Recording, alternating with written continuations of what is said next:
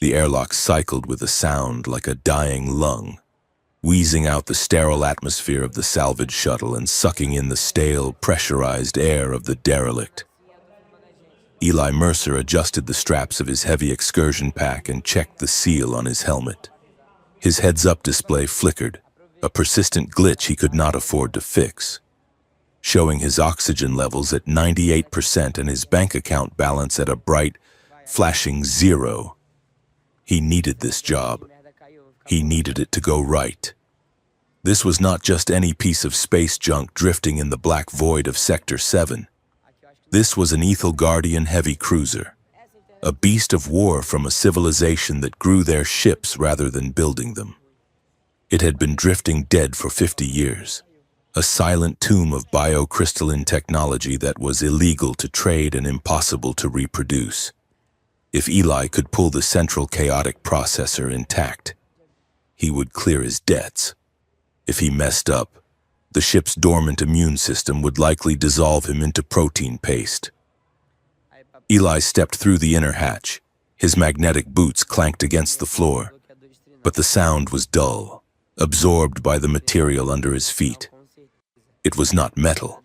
It felt like walking on hardened cartilage. The corridor stretched out before him, dark and ribbed like the throat of a massive animal.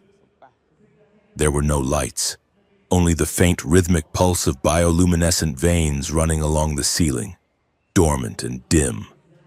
The air smelled of ozone, wet copper, and something sweet, like rotting orchids. Eli tapped his comms unit. "Mercer here. I am inside. The structure looks stable, but the bio readings are spiking. It is warmer in here than the scans suggested." Static hissed in his ear. The interference from the hull was too thick. He was on his own. He moved deeper, his flashlight cutting a sharp beam through the gloom. He knew the layout of these ships in theory. The chaotic processor should be located in the neural spire, roughly amidships. He counted his steps, checking the schematics projected on his visor. 100 meters in, the ship woke up. It did not happen with a siren or a sudden blast of light. It happened with a shudder, a deep vibration that traveled up through the soles of his boots and rattled his teeth. The walls began to sweat. The dim veins on the ceiling flared with sudden violent color, violet and bruised crimson. A voice, smooth and genderless, echoed not from speakers but from the vibrating walls themselves. "Foreign contaminant detected. Sterilization protocol initiated. T-minus 10 minutes to thermal purge." Eli cursed. He started to run, his heavy boots thumping against the softening floor. The corridor twisted, the architecture shifting. Doors that looked like giant eyelids slammed shut ahead of him, sealing off routes. The ship was panicking, reacting to him like a virus. He skidded around a corner, aiming for the auxiliary maintenance shaft, and ran straight into a shadow that moved. She was faster than anything human. That was his first thought. She stood in the center of the junction, bathed in the pulsing red light of the ship's alarm system. She was tall, encased in a suit of matte black armor that seemed to ripple like oil. Her helmet was off, revealing pale, luminous skin and hair that floated as if she were underwater. Her eyes were solid black pools bisected by vertical reptilian pupils, Vespera. He did not know her name then, but he knew what she was. A viper. One of the high-caste operatives of the Ethel Guardian distinct. She shouldn't be here. This was a dead zone. She spun toward him, fluid and lethal. She held a weapon that looked like a curved fang, glowing with unstable energy. Eli skidded to a halt, raising his hands. "Whoa, wait! I am just salvage." The alien woman narrowed her eyes. She shouted something in a language that sounded like grinding stones and hissing steam. Eli's translator unit screeched, failing to parse the dialect. She took a step forward. The ship's voice boomed again. "Purge imminent in 8 minutes." Eli looked past her. Behind her, a membrane-covered console was throbbing rapidly. It was the manual override for the sector seals. If he could reach it, he could stop the doors from locking them both in the kiln. He pointed at the console. I need to get to that panel. The ship is going to burn us alive. Vespera's gaze snapped to where he pointed, then back to him. She misunderstood. She saw a human scavenger reaching for the ship's security purge, likely to vent the atmosphere and cover his theft. She bared her teeth. They were sharp, crystalline needles. Do not touch it. Her accent was thick, the universal standard clumsy in her mouth. Eli panicked. The heat was already rising, the walls turning fever-bright. He lunged for the console, desperate to override the lockdown. I have to stop it. He moved. She moved faster. It was a blur of motion he could barely track. One moment he was diving for the panel. The next he was slammed against the breathing wall, pinned by a strength that felt hydraulic. He felt a sharp, stinging impact at the junction of his neck and shoulder. It was not a punch. It was a bite. She struck him with the precision of a predator, her fangs sinking deep into the bundle of nerves near his collarbone. Eli screamed, but the sound turned into a gurgle. Fire poured into his veins. It was not heat, but liquid information, a chemical overload that hit his nervous system like a sledgehammer. She pulled back, wiping a smear of red from her mouth. She looked at him with cold, professional detachment, waiting for him to go limp. The venom was a neuroparalytic designed to stop a heart in 60 seconds. Eli slid down the wall, clutching his neck. His legs ceased to exist. His lungs felt like they were filled with concrete. He looked up at her. She towered over him, beautiful and terrifying, the red alarm lights casting her shadow long across the floor. You bit me. The world tilted sideways. The corridor stretched, turning into an infinite tunnel of pulsating light. The hallucinations hit instantly. The ship's walls became transparent. Eli could see the stars outside, but they were not stars. They were eyes. Millions of unblinking eyes watching him. The sound of the alarm slowed down, stretching into a deep, oceanic roar. He looked at his hand. His skin was turning into glass. He could see his own bones, glowing with blue light. The alien woman, Vespera, stood over him. But she was no longer just a woman. She was a pillar of smoke and silver scales, her eyes expanding until they became twin moons hanging in a dark sky. She spoke, and her voice was a choir of whispers. Die quietly. Thief. Eli tried to breathe. His heart was hammering a frantic rhythm against his ribs. Thump, thump, thump. It should have stopped. The venom was designed to shut him down. But Eli Mercer was a salvage engineer. He had spent his life fixing broken things, forcing incompatible systems to work together. His body was stubborn. Instead of stopping, his heart synchronized. The fire in his veins cooled, settling into a low, humming vibration that matched the frequency of the ship. The pain vanished, replaced by a terrifying clarity. He could feel the ship.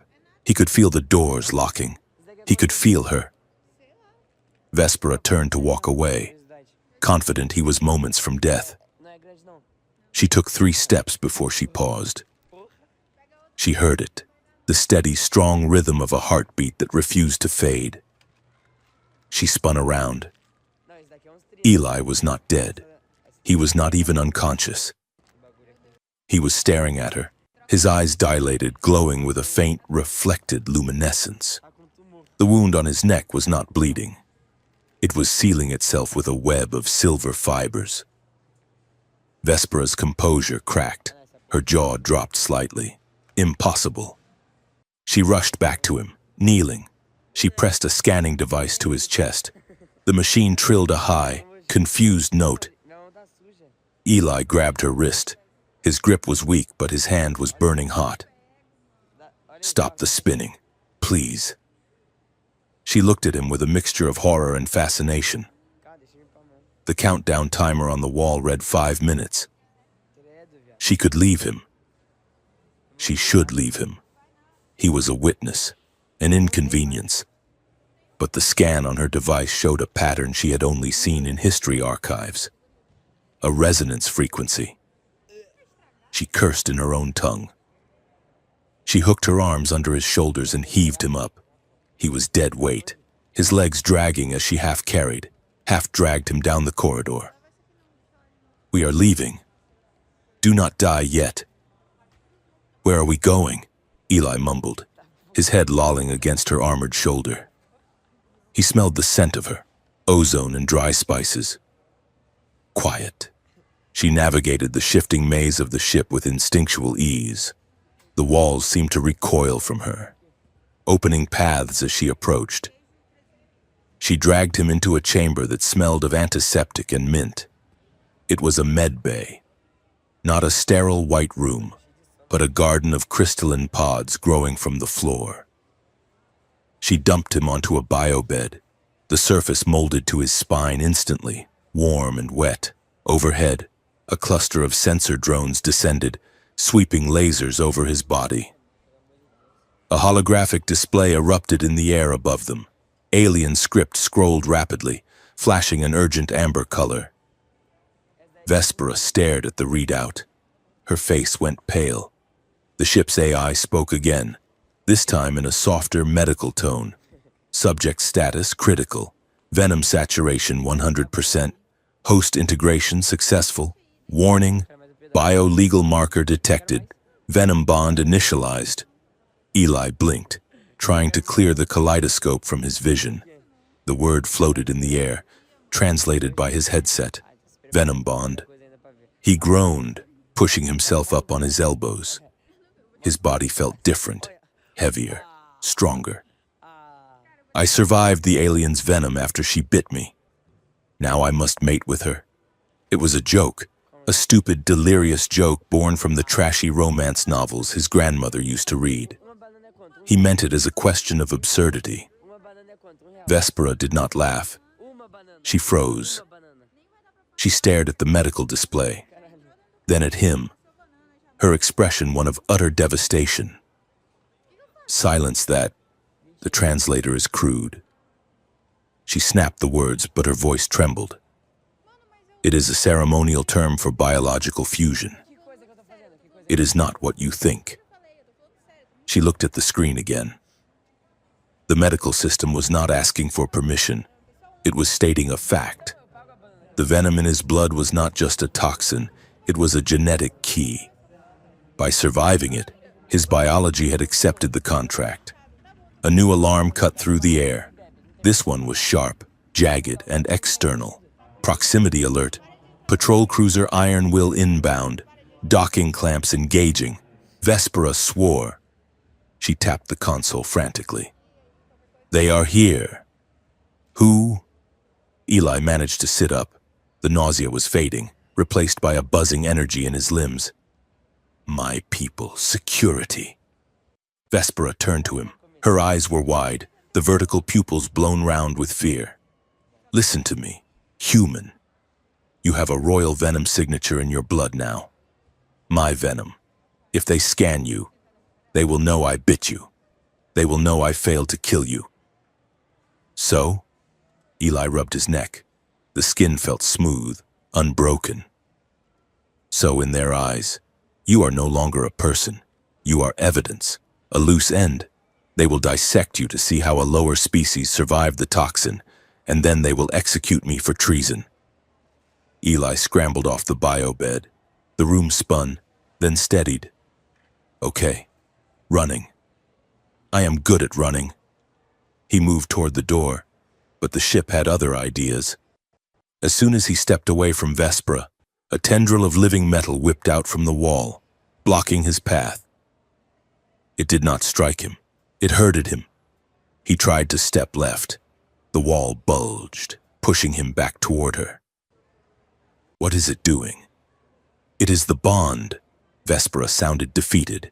The ship recognizes the biological imperative. It is trying to keep the pair together to stabilize the reaction. It will not let us separate. The docking clamps thudded against the hull of the derelict. Footsteps, heavy, armored footsteps, echoed from the airlock sector. We have no time. Vespera reached into her belt and pulled out a coil of translucent, shimmering material. It looked like a living intestine. Give me your wrist. No. I am not getting tied up. Eli backed away. Do you want to live? Or do you want to be a dissection specimen? She lunged, grabbing his arm. She was impossibly strong. She slapped the coil around his left wrist. The material hissed, tightening, then shot a tendril out to wrap around her own right wrist. It pulsed with a soft blue light. Eli tugged at it. It was unbreakable. He could feel a faint thrumming in the cuff. It was beating in time with his heart. It is a biosync tether. Vespera dragged him toward the emergency escape hatch. It will fool the ship's sensors into thinking we are a single organism, so it opens the doors. Keep up. They ran. This time, Eli did not have to guess the way. He felt Vespera's intent through the tether. When she turned left, he instinctively leaned left. When she stopped, he stopped. It was unnerving, like moving in a mirror. They burst into the escape pod bay. A row of sleek teardrop-shaped pods lined the wall. Vespera shoved him into the nearest one. It was cramped, designed for one large alien, not two people. She squeezed in beside him, her armored thigh pressed against his leg. Launch sequence initiated. She punched the release button. The pod blasted away from the derelict just as the airlock doors behind them blew open, revealing a squad of armored shock troopers. The G-force slammed Eli back into the seat. The derelict shrank in the viewport, a dying beast in the dark. For a moment, there was only the sound of their heavy breathing. Then, Vespera shifted, trying to pull her arm away to check the navigation console. The tether stretched. Eli gasped. A jolt of pain, sharp and white-hot, shot down his spine. It felt like his nerves were being stripped bare. Ah, don't! He gritted his teeth, clutching his chest. Vespera stopped. She moved her arm back closer to his. The pain vanished instantly. She looked at him, her expression grim. The bond is advancing faster than I calculated. She looked at the tether connecting them, then up at his face. Physical proximity is becoming a biological requirement. Your nervous system is now dependent on my bioelectric field to regulate the venom. Eli laughed, a short, hysterical sound. So if you walk away, I hurt? If I walk away, you burn out and die. Great. Just great. He looked out the viewport. The stars were blurring as the pod engaged its sublight engines. Where are we going? Vespera adjusted the controls with her free hand. The nearest neutral ground. Station 44, the treaty zone. She looked at him, and for the first time, Eli saw something other than arrogance in her eyes. He saw fear. It is the only place they cannot shoot us on sight. The journey took 3 hours. For 3 hours. They sat pressed together in the dark, the silence heavy with unspoken questions. Every time Eli tried to shift away to give her space, the lightning pain returned, forcing him back into her orbit. By the time the glittering wheel of Station 44 appeared in the window, Eli felt exhausted, not just physically but existentially. He was bonded to an alien assassin who looked at him like he was a broken tool she was forced to carry. The pod thumped into the docking cradle. The hiss of equalization filled the cabin. Vespera uncuffed the tether, but the biolink remained. She stayed close to him, her shoulder brushing his arm. Stay quiet. Let me do the talking. I have diplomatic immunity here. The hatch hissed open. Steam billowed out. Vespera stepped onto the docking platform, head held high, radiating royal authority. Eli stumbled out behind her. looking like exactly what he was, a dirty, terrified salvage engineer. A greeting party was waiting for them. It was not a medical team. It was a single figure standing at the end of the gangway. He was tall, thin, and wore the iridescent robes of the High Council. Vespera froze. The diplomat smiled, a gesture that did not reach his cold, dead eyes. He held up a data slate. Lady Vespera. His voice was like dry leaves skittering on pavement. We received the beacon from the derelict. The council has reviewed the logs. Vespera straightened her spine. I was securing a hazardous site. This human is a witness. The diplomat shook his head slowly. No, the human is contraband. And you, my dear, are no longer an envoy. He tapped the slate, and a holographic warrant projected into the air, spinning slowly in red light. You are under arrest for high treason against the bloodline. Surrender the asset, or we will open fire. Eli looked at Vespera. He saw her hand drift toward the weapon at her hip. He felt a spike of adrenaline that wasn't his own. He looked at the diplomat, then back at Vespera. The bond hummed between them, a live wire waiting for a spark. Well, Eli whispered, this is going to be a long day. The standoff at the docking bay lasted exactly 4 seconds. The diplomat raised his hand to signal the armored guards, but Vespera moved with the desperate speed of a woman who knew she was already dead. She did not draw her weapon. Instead, she reached into her belt and crushed a small crystalline sphere against the deck plating. A pulse of distortion, silent and violent, ripped outward. It was a sensory scrambler, a piece of illegal military tech that turned the air into a wall of blinding white static and screeching audio feedback. Run. She did not shout it. She grabbed Eli's collar and hauled him sideways, diving off the main gangway and onto a maintenance scaffolding.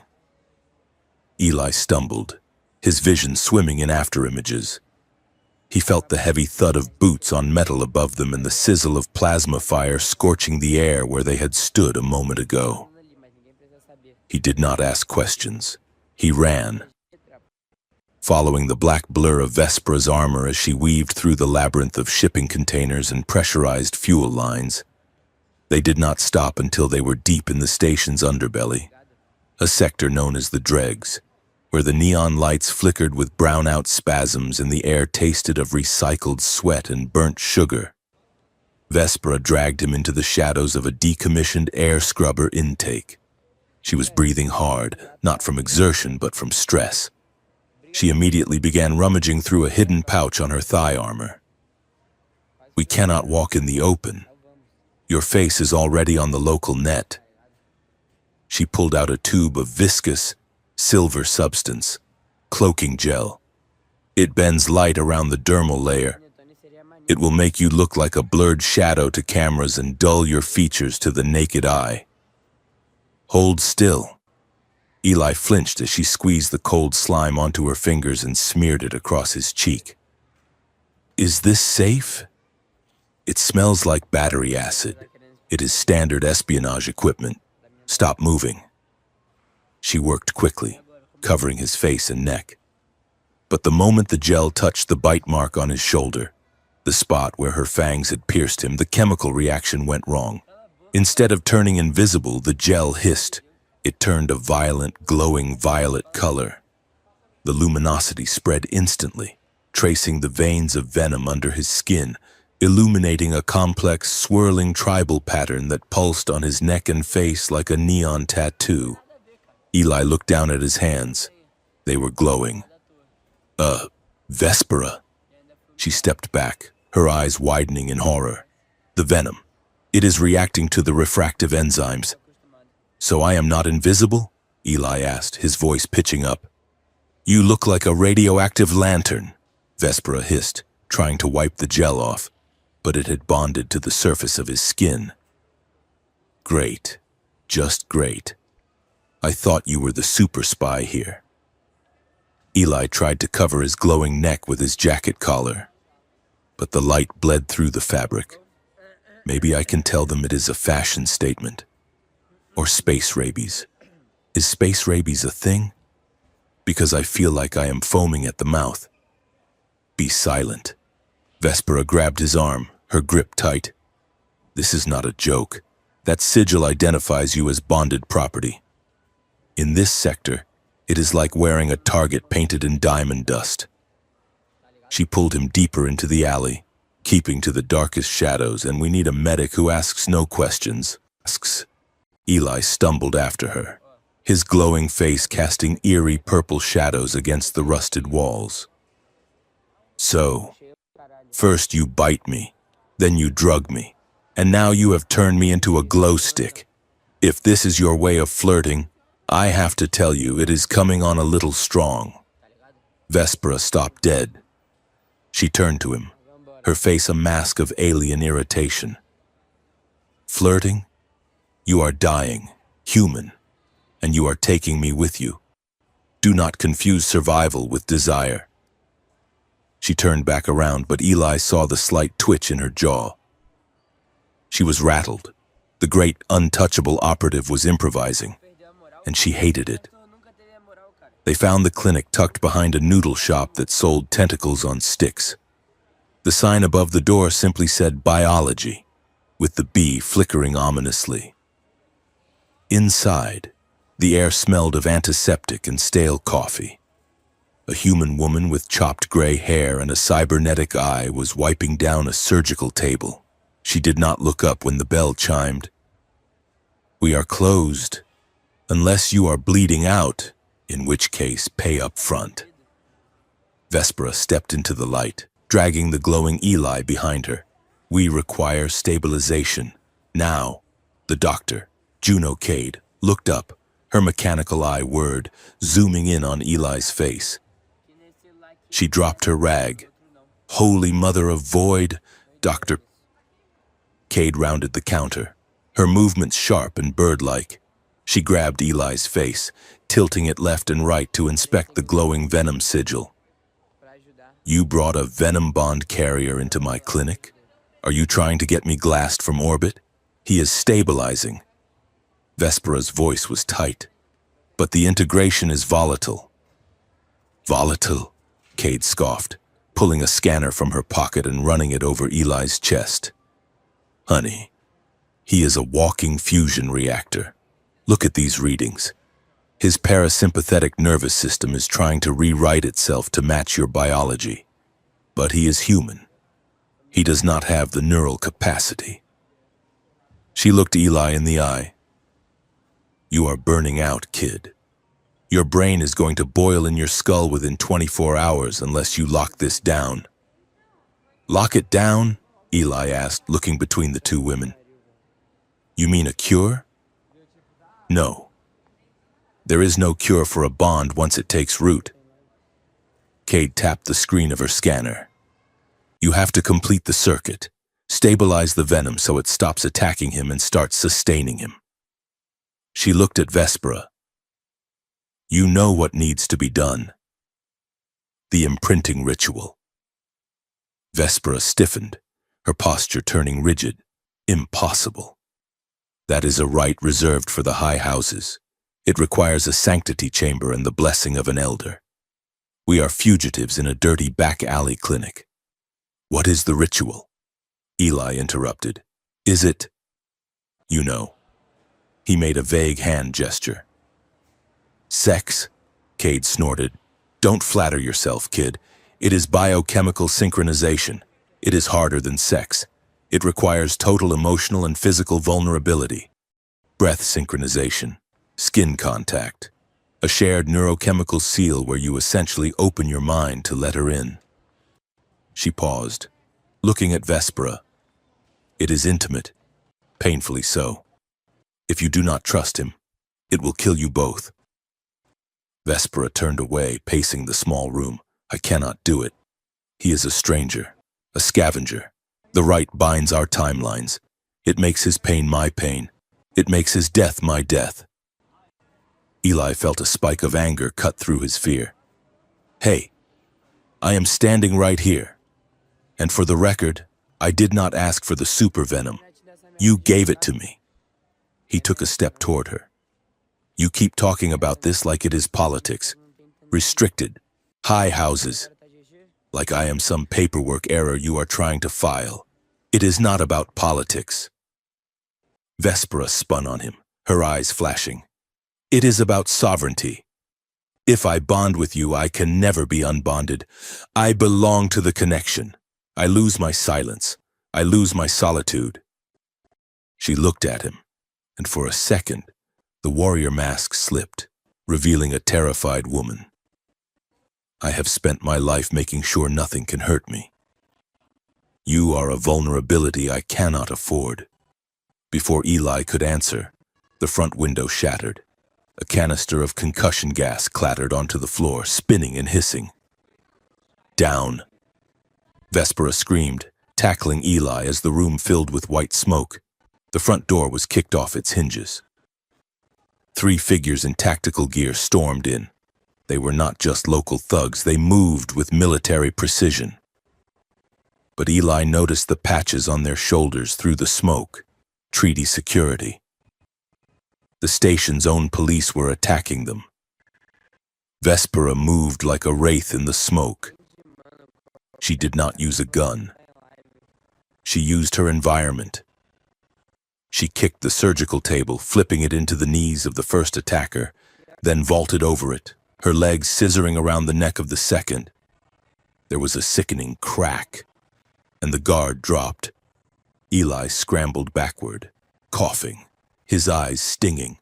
Dr. Cade was already under her desk, racking a shotgun. "Back door! Go!" Cade yelled, firing a blast of buckshot blindly into the smoke.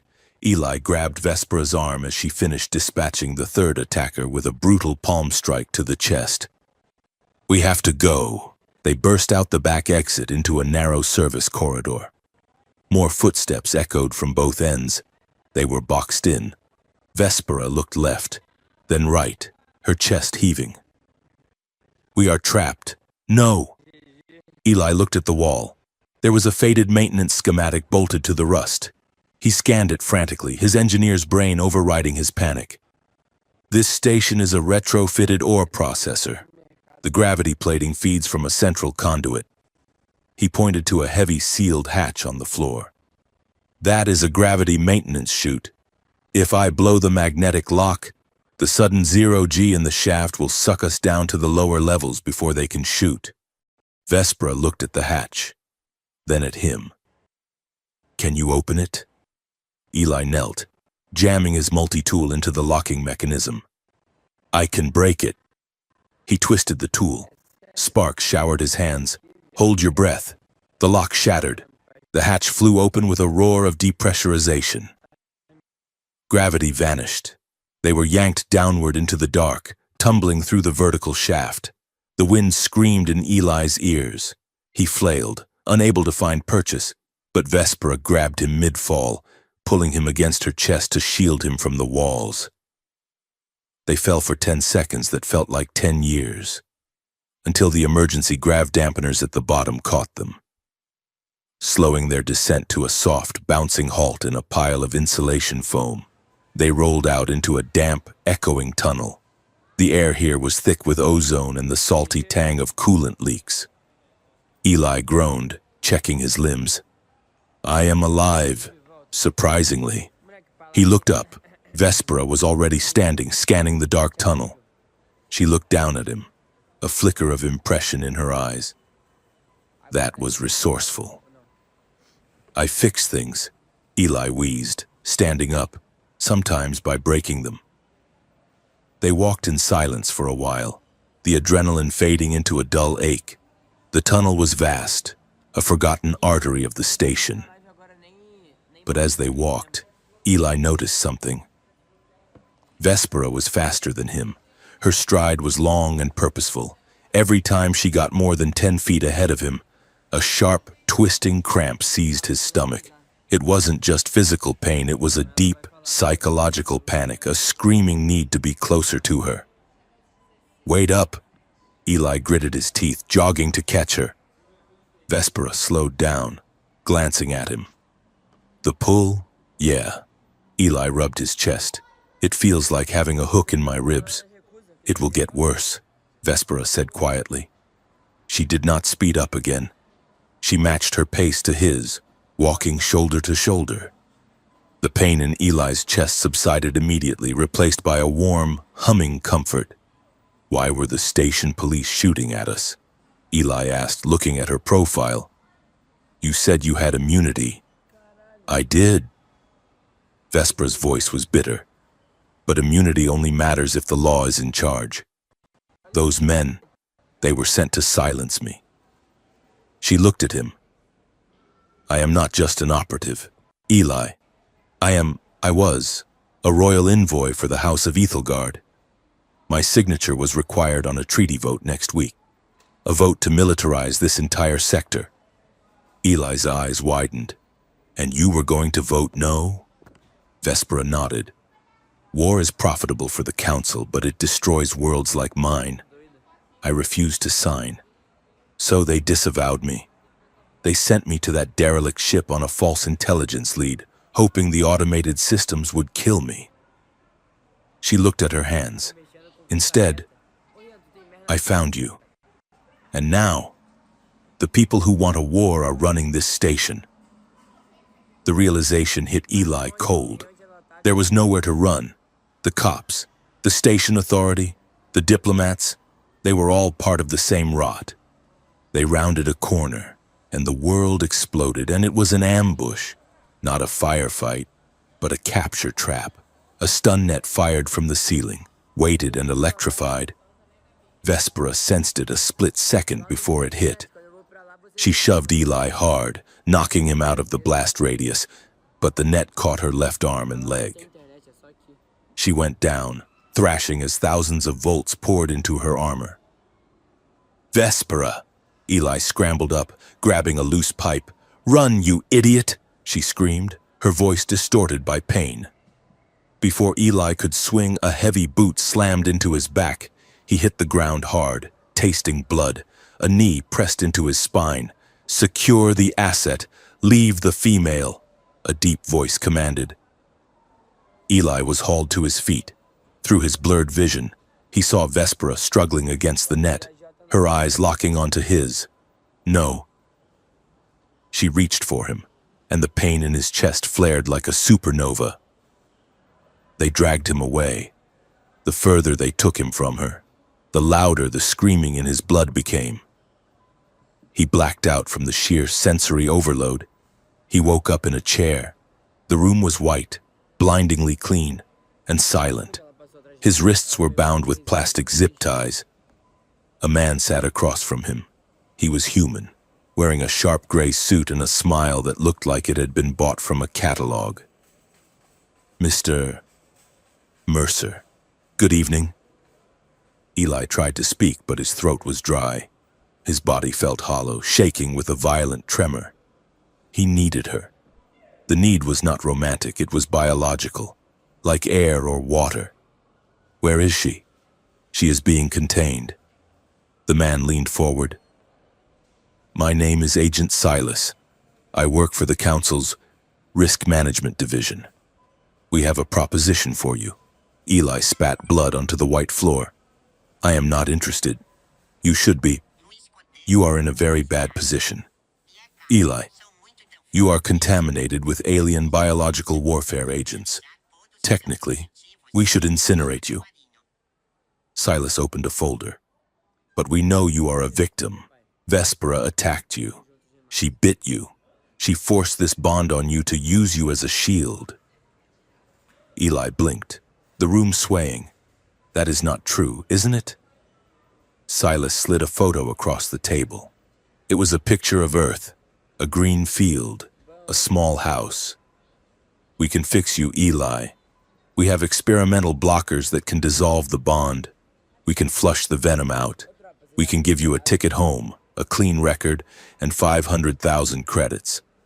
All you have to do is sign a statement. Statement, Eli croaked. Testify that she attacked you unprovoked, that she killed the salvage crew, that she is a rogue terrorist. Give us the legal justification to execute her.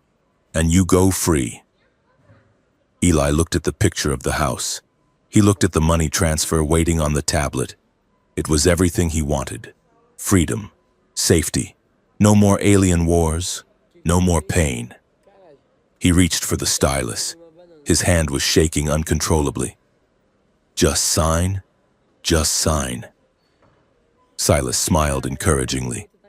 Eli lowered the pen to the pad. The tip touched the glass. But as he pressed down, a wave of nausea hit him so hard he retched. His hands spasmed, dropping the pen. His heart began to hammer, not in fear, but in rejection. He couldn't do it. It wasn't just morality, it was the bond. The venom in his veins revolted at the idea of harming her. It was a physical impossibility. Betraying her felt like trying to stop his own heart. He looked up at Silas, sweat dripping from his nose. No. Silas's smile vanished. Excuse me? I said no. She saved my life, and I am not going to help you murder her. Silas sighed, standing up. A pity. The withdrawal symptoms will kill you in an hour anyway. He turned to the door. Process him. The door slid open, and Vespera walked in. She was not in handcuffs. She was holding the severed arm of a security droid as a club. Her armor was scorched, her hair wild, and her eyes were burning with cold reptilian fury. Silas barely had time to widen his eyes before Vespera threw the droid arm. It hit him in the chest with the force of a cannonball, pinning him against the back wall. She stepped over his groaning body and slashed Eli's zip ties with a clawed thumb. Can you walk? Eli fell forward into her arms. The relief was instantaneous. The shaking stopped. The cold vanished. It was like stepping out of a blizzard into a warm bath. Yeah, I think so. She hauled him up. Then move. They fought their way out of the holding block. It was a blur of violence. Vespera was a whirlwind, but she stayed close to Eli, shielding him with her body. They burst into a quiet cargo bay, barricading the door behind them. Vespera spun on him, shoving him hard against a crate. You hesitated. What? Eli gasped, wiping blood from his mouth. I saw the feed. Vespera snarled, stepping into his personal space. He offered you a deal, and you picked up the pen. You considered it. I didn't sign it. Eli shouted back, the adrenaline making him bold. Yes, I thought about it. I am a salvage engineer. Vespera, I fix trash for a living. I am scared and I am hurt, and a nice man in a suit offered me a way out. He poked her in the chest armor, but I didn't do it. My body wouldn't let me. I almost threw up trying to betray you. So do not yell at me for being human. Vespera stared at him. Her chest was heaving. The anger in her eyes cracked, revealing the raw fear underneath. She wasn't mad that he almost betrayed her. She was terrified that he wanted to. She stepped back, looking away. You should have signed it. You would be safe. I would be dead inside, Eli said softly. And so would you. A chime echoed from Eli's pocket. It was the burner comms unit, Doctor. Kate had slipped him. A holographic text message projected into the air. Stop fighting and listen. I have a solution, but you have to steal it. They huddled over the device. There is a temporary stabilizer agent. It is kept in the diplomatic vault in the upper spire. It is a royal biokey used for genetic verification. If you can get it, we can fake a partial bonding signal to fool the council's sensors and buy you time. Vespera looked at Eli. The diplomatic vault is the most secure location on the station. Eli grinned, a crooked, bloody expression. Good thing I know how to break into things. But we cannot walk in looking like this. Half an hour later, they were in the lift, ascending to the spire. They had raided a theater supply closet in the cargo tunnels. Eli was wearing a shimmering, high-collared alien tunic made of iridescent silk that was far too tight in the shoulders. It pinched his armpits every time he moved. Vespera wore a flowing hooded gown that hid her armor, but the slit in the skirt revealed the deadly curve of her boots. "You look ridiculous," Vespera muttered, adjusting his collar with unnecessary force. "You look like a dessert topping." "I look distinguished," Eli shot back, trying to stand tall despite the pinching fabric. "And you look..." He paused. She looked stunning. The gown softened her edges, making her look like the royalty she was supposed to be. "You look like you belong up there." Vespera looked at him, surprised. She smoothed the fabric of his tunic, her hand lingering for a second on his chest. "Keep your head down. Let me handle the guards." The vault entrance was a wall of polished obsidian. 2 heavy security droids stood watch. Vespera approached them, her voice shifting into the imperious, bored tone of the aristocracy. "My companion and I wish to deposit a genetic sample for the upcoming vote." The droid scanned them. "Identification?" Vespera flashed a stolen digikey, Lady Vespera of House Ethelgard, and her consort. The droid paused. "Consort?" Eli stepped forward, channeling every bad romance holofilm he had ever seen. He draped an arm around Vespera's waist. She went rigid, but didn't pull away.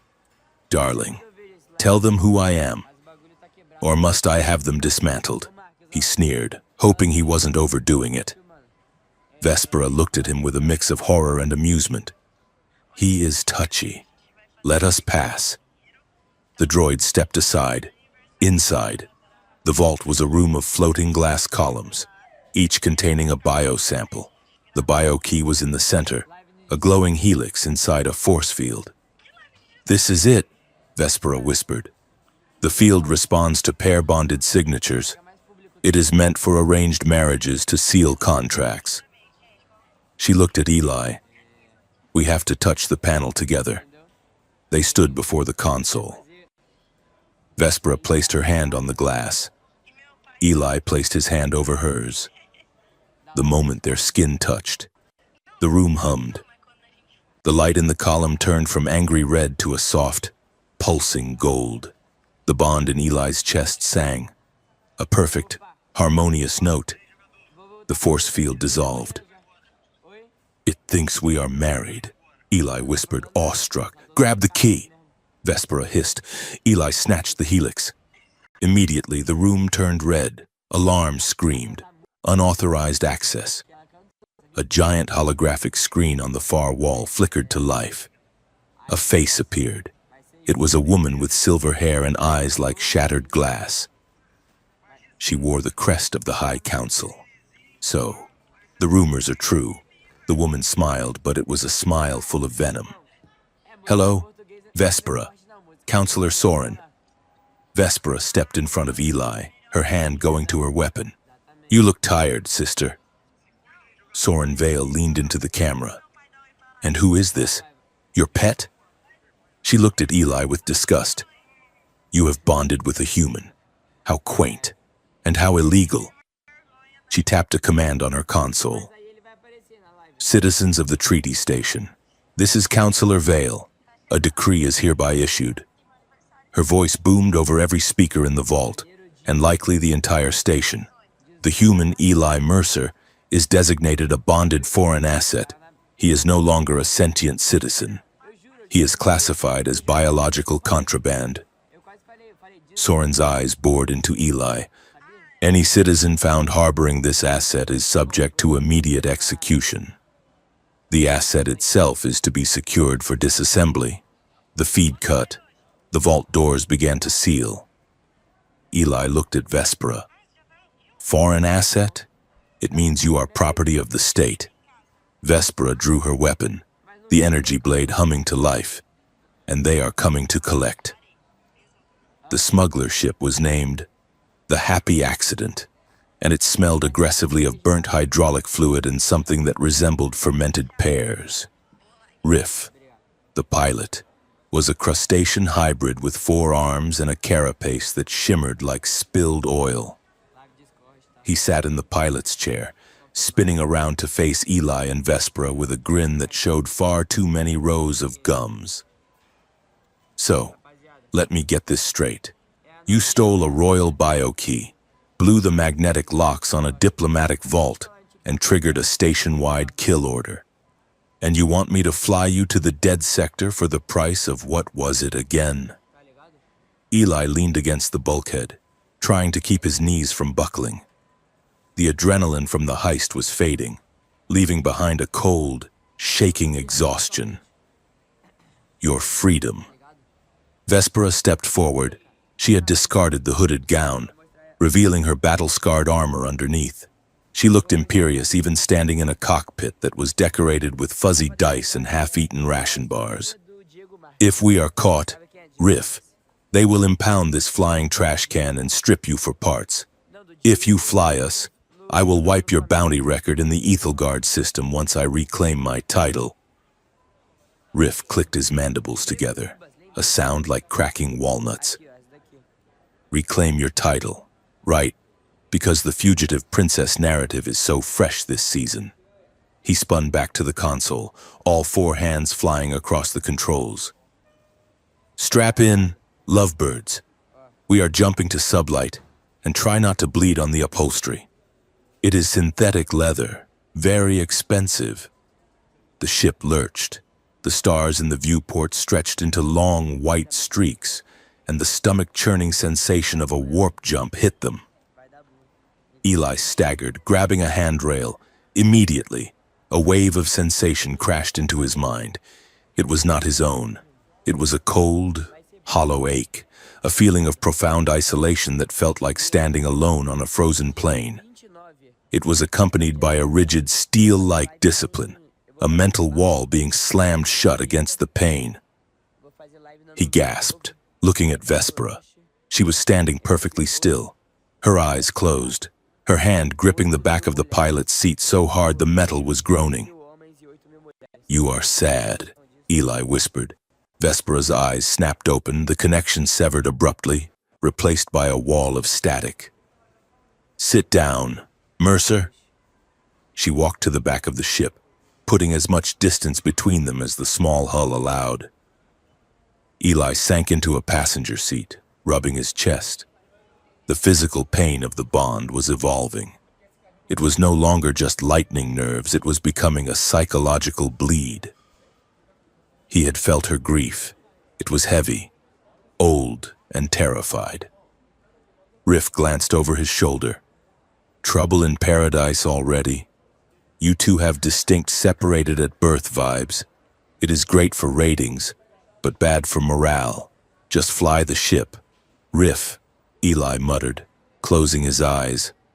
The journey to the desert moon took 2 days. 2 days of claustrophobic tension. Vespera established the rules within the first hour. Rule 1. Maintain a distance of 3 meters whenever possible. Rule 2.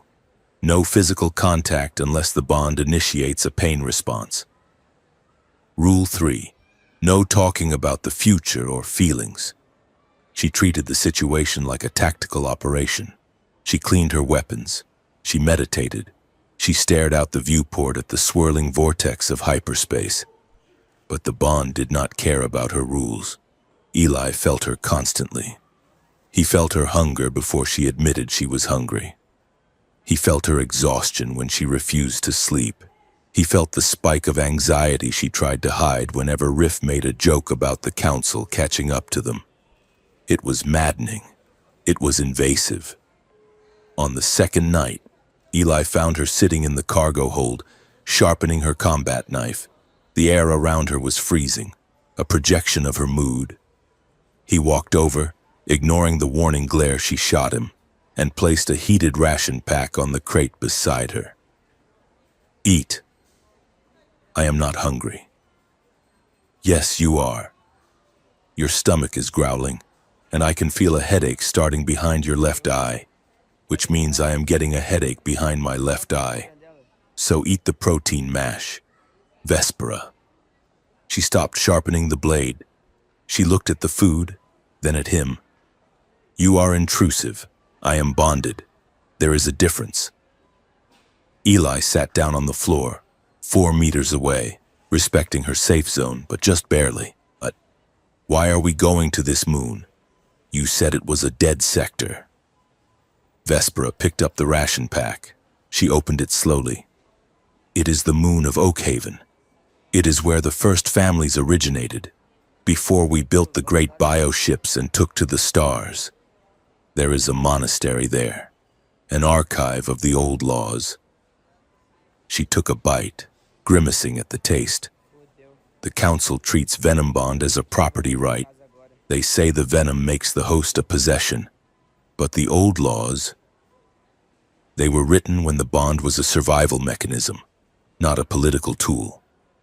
If I can find the original texts, I can prove that a bond without consent is null and void. And if it is null and void, Eli asked quietly, then you are not an asset. You are a free man, and they cannot legally execute you. And you? Vespera hesitated. A flash of emotion hit Eli, a dark, swirling fear of abandonment. She crushed it instantly. I will be a traitor, but at least I will not be a slaver. She stood up, the movement abrupt. Go to sleep. Eli, we land in 4 hours. Oakhaven was a skeleton of a world. From orbit, it looked like a bleached skull, white and pitted with craters. As the rusty lung descended through the thin atmosphere, Eli saw that the white surface was not rock, but sand, miles of bone-white dunes stretching to the horizon. Riff set the ship down in a canyon that looked like a jagged wound in the planet's crust. Welcome to the beach. No swimming, no sunbathing. And watch out for the crystal vipers. They burrow. Riff powered down the engines. I will stay with the ship. If I see council drones, I am taking off, with or without you. Understood. Vespera donned a heavy cloak covering her armor. She handed Eli a respirator mask. The air is thin. Put this on. They walked out onto the dunes. The silence of the moon was absolute. There was no wind, no animal calls, only the crunch of their boots on the white sand. The monastery was built directly into the canyon wall, a towering structure of eroded stone and bioluminescent glass. It hummed with a low frequency that made Eli's teeth ache. As they approached the massive doors, the bond flared. Eli stumbled. Vespera caught his arm to steady him, and the contact sent a jolt of warmth through both of them that was almost narcotic. Easy. Her voice was soft, barely a whisper. The archive reacts to the venom. It knows we are here. The doors groaned open without being touched. Inside, the monastery was a cathedral of light. The walls were covered in glowing script, ancient alien text that pulsed in rhythm with a heartbeat. The air smelled of old paper and ozone. A figure emerged from the shadows of the central nave. He was old, unimaginably old. His skin was like parchment stretched over fragile bones, and his eyes were milky white orbs that seemed to see everything and nothing. He floated a few inches off the ground on a gravity disk. Vespera of the High House. The figure's voice was dry and rattling. You bring a chaotic element into my silence. Archivist Mile. Vespera bowed low. We seek sanctuary and knowledge. Mile drifted closer, his blind eyes turning toward Eli. You bring a carrier, a human carrier, rare, very rare. He extended a long skeletal finger and tapped Eli's chest.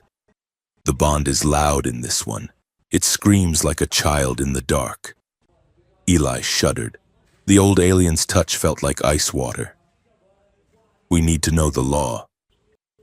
Mile, the council has declared him a foreign asset. They claim the venom makes him property. Mile let out a wheezing sound that might have been a laugh. The council. They have forgotten the root. He turned, drifting back toward the shelves of glowing data crystals. Come, learn what has been stolen from you. They followed him deep into the archive. Mile activated a holographic projector, and the air filled with images of giant serpents entwined with humanoid figures, golden, noble, equal.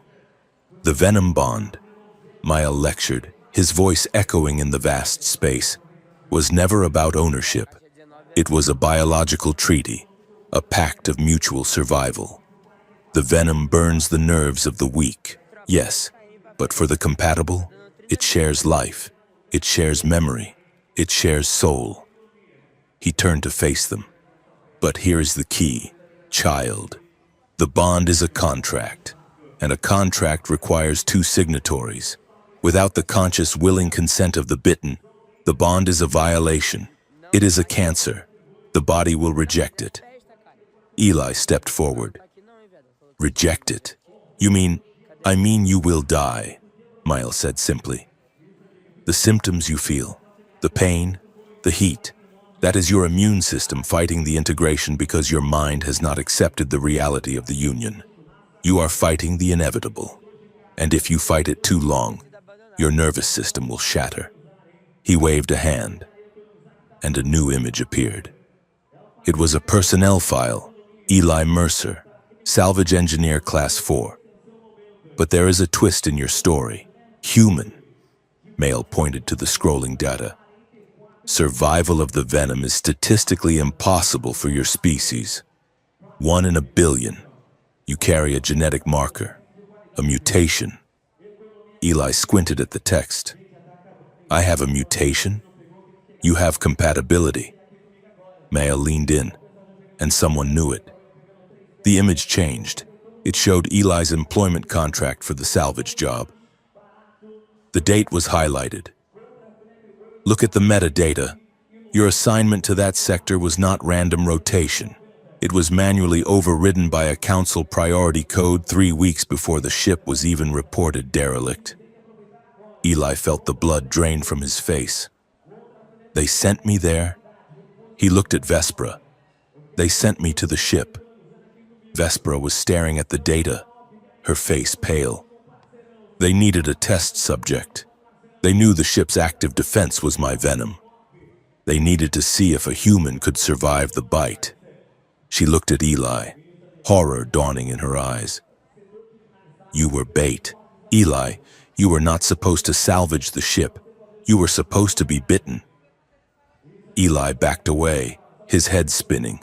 The routine job, the bonus pay, the urgency, it was all a setup. He was lab rat. I am just an experiment. He felt a surge of nausea. Vespera moved toward him, breaking her own rule of distance. No, you are not an experiment. Not to me. Don't. Eli held up a hand. Just don't.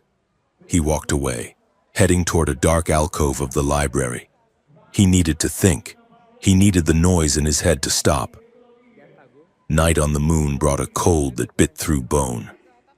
Eli sat on a stone bench, watching the bioluminescent moss on the walls breathe.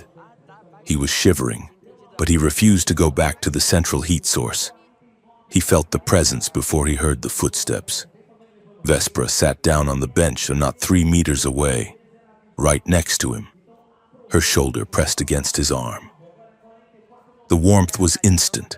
The pain in Eli's joints vanished, replaced by a soothing, heavy comfort. You are freezing, she said quietly. I am fine. You are lying, and you are angry. I have a right to be angry, Eli snapped. My whole life I thought I was just unlucky. Turns out I am just a distinct genetic spare part for your government science project. Vespera turned to him. In the dim light, her eyes were luminous pools of regret. There is something else you need to know. She hesitated, her hand hovering near his. The venom. It is not just a biological agent. It carries data. My people, we transfer memory through bloodlines. It is how we learn to fight, to rule, before we can speak. She took a breath. When I bit you, I did not just give you poison. I gave you me, my memories, my instincts. Eli looked at her. Is that why I feel your emotions? It goes deeper. You have access to the location of safe houses I have never spoken of. You know codes I have never written down. You carry the map of my entire life in your blood now. She looked away, staring at the floor. My rivals know this.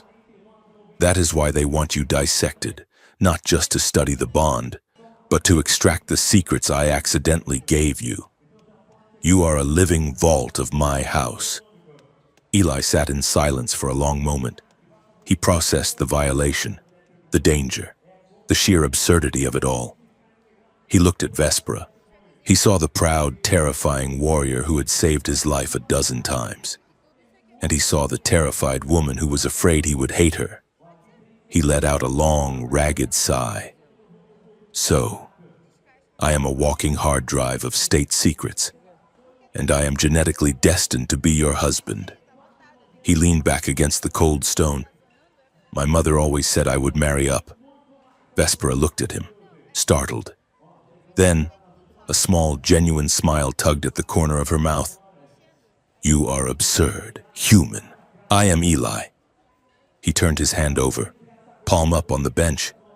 And if I am going to die, I would rather do it knowing I wasn't just a pawn. Vespera looked at his hand, slowly, deliberately. She laced her fingers through his. The sensation was electric, not painful, but intense. A rush of shared heat that made Eli gasp. You will not die, she whispered. I will not let them take you. The morning brought Mile and a solution. The archivist found them asleep on the bench, Eli's head resting on Vespera's shoulder. They jumped apart like teenagers caught by a parent when he cleared his throat. There is a way.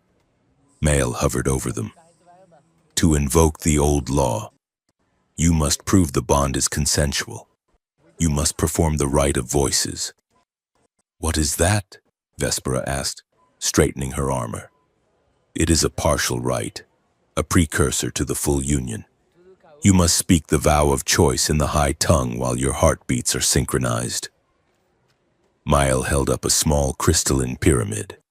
This device records biorhythms and audio. If you speak the vow freely, and your hearts beat as one, it will create a legal record that the council cannot erase. It proves the bond is a partnership, not a theft. But be warned. Miles' face grew grave. If you lie, if there is hesitation or deceit in your heart, the feedback loop will stop your hearts. You cannot fake this. Eli stood up. Let's do it. Vespera looked at him. Eli, this is dangerous. If you are afraid, I am terrified. Eli cut her off. But I am done running. Let's make this official. Mile led them to the center of the archive, to a circular dais etched with gold, stand facing each other. They stepped onto the platform. Male placed the crystal pyramid between them. It began to hum, emitting a soft, red light. Take each other's hands. Place your palms over your partner's heart. Eli reached out. He placed his hand on Vespera's chest armor. He could feel the thud-thud-thud of her heart beneath the plating. It was racing. Vespera placed her hand on his chest. Her palm was hot, burning through his shirt. Look into the eyes. Breathe together. Mile commanded. Eli looked up. Vespera's eyes were wide, searching his face. He saw the flecks of gold in the black irises. He saw her fear. Breathe. In, out, slowly. The rhythm of their chests aligned. The humming of the crystal grew louder, harmonizing with the sound of their blood. Now, speak the words. Mile nodded to Vespera. She took a breath. Her voice was shaky at first, then strong. Kalash Nori Veda. I choose this life. I choose this blood, not by force, but by will. She looked at Eli, and the translation echoed in his mind, not from the device, but from her thoughts. I am not your owner. I am your shield. Now you. Eli, Male whispered. Eli squeezed her hand. He didn't know the alien words, but the bond supplied them. They rose in his throat like a memory he hadn't lived. Kalash Nori Veda. He spoke the words, and the air around them shimmered. I am afraid, he said, switching to English, breaking the ritual form but keeping the intent.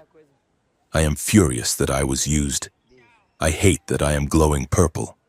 But he looked at Vespera, really looked at her. I choose to stand here. I am not a victim anymore. I am yours, if you are mine.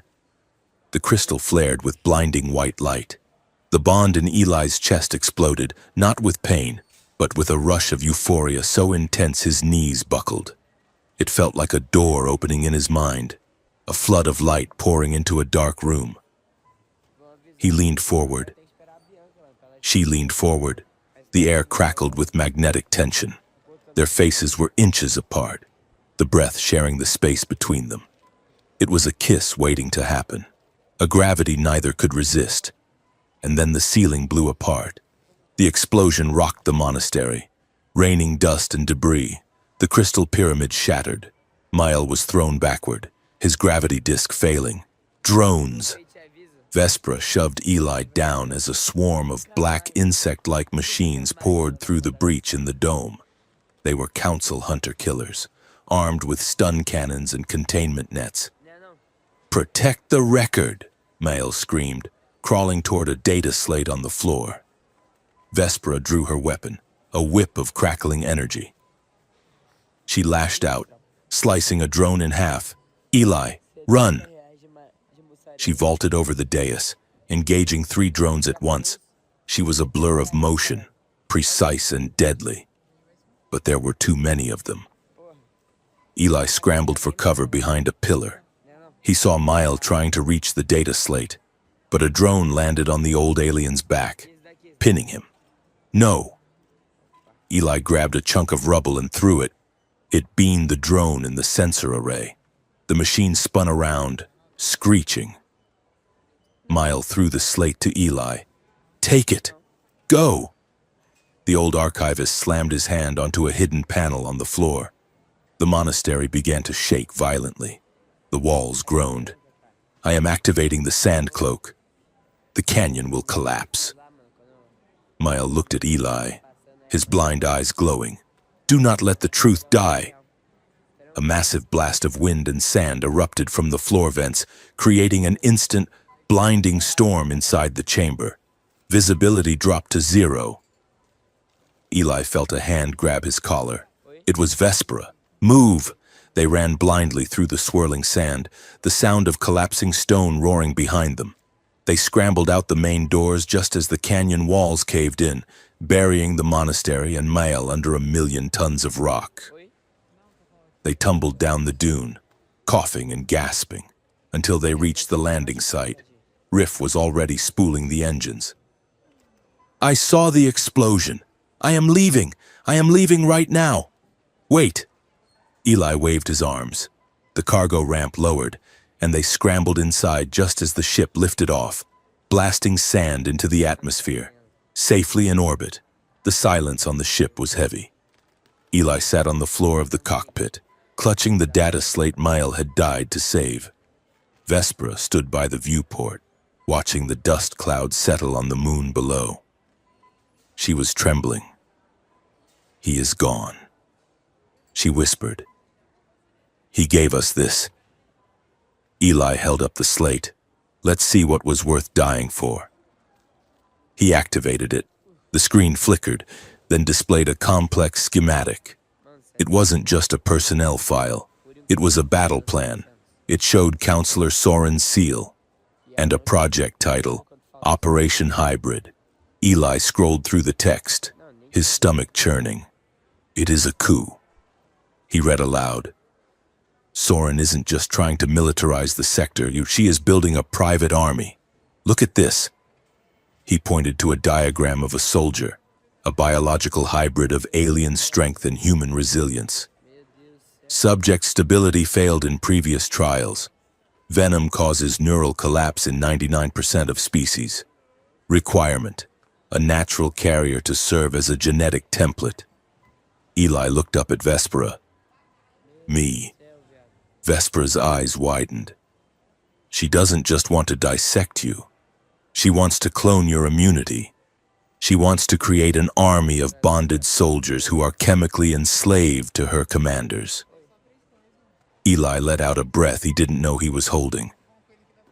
I am the prototype. Suddenly, the world tilted.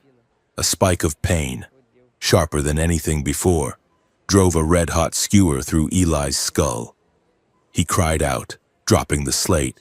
He clutched his head, falling sideways. Eli! Vespera was there instantly, catching him. What is it? My head. It feels like it is splitting open. Eli gasped, his vision tunneling. The partial right. Vespera checked his pulse.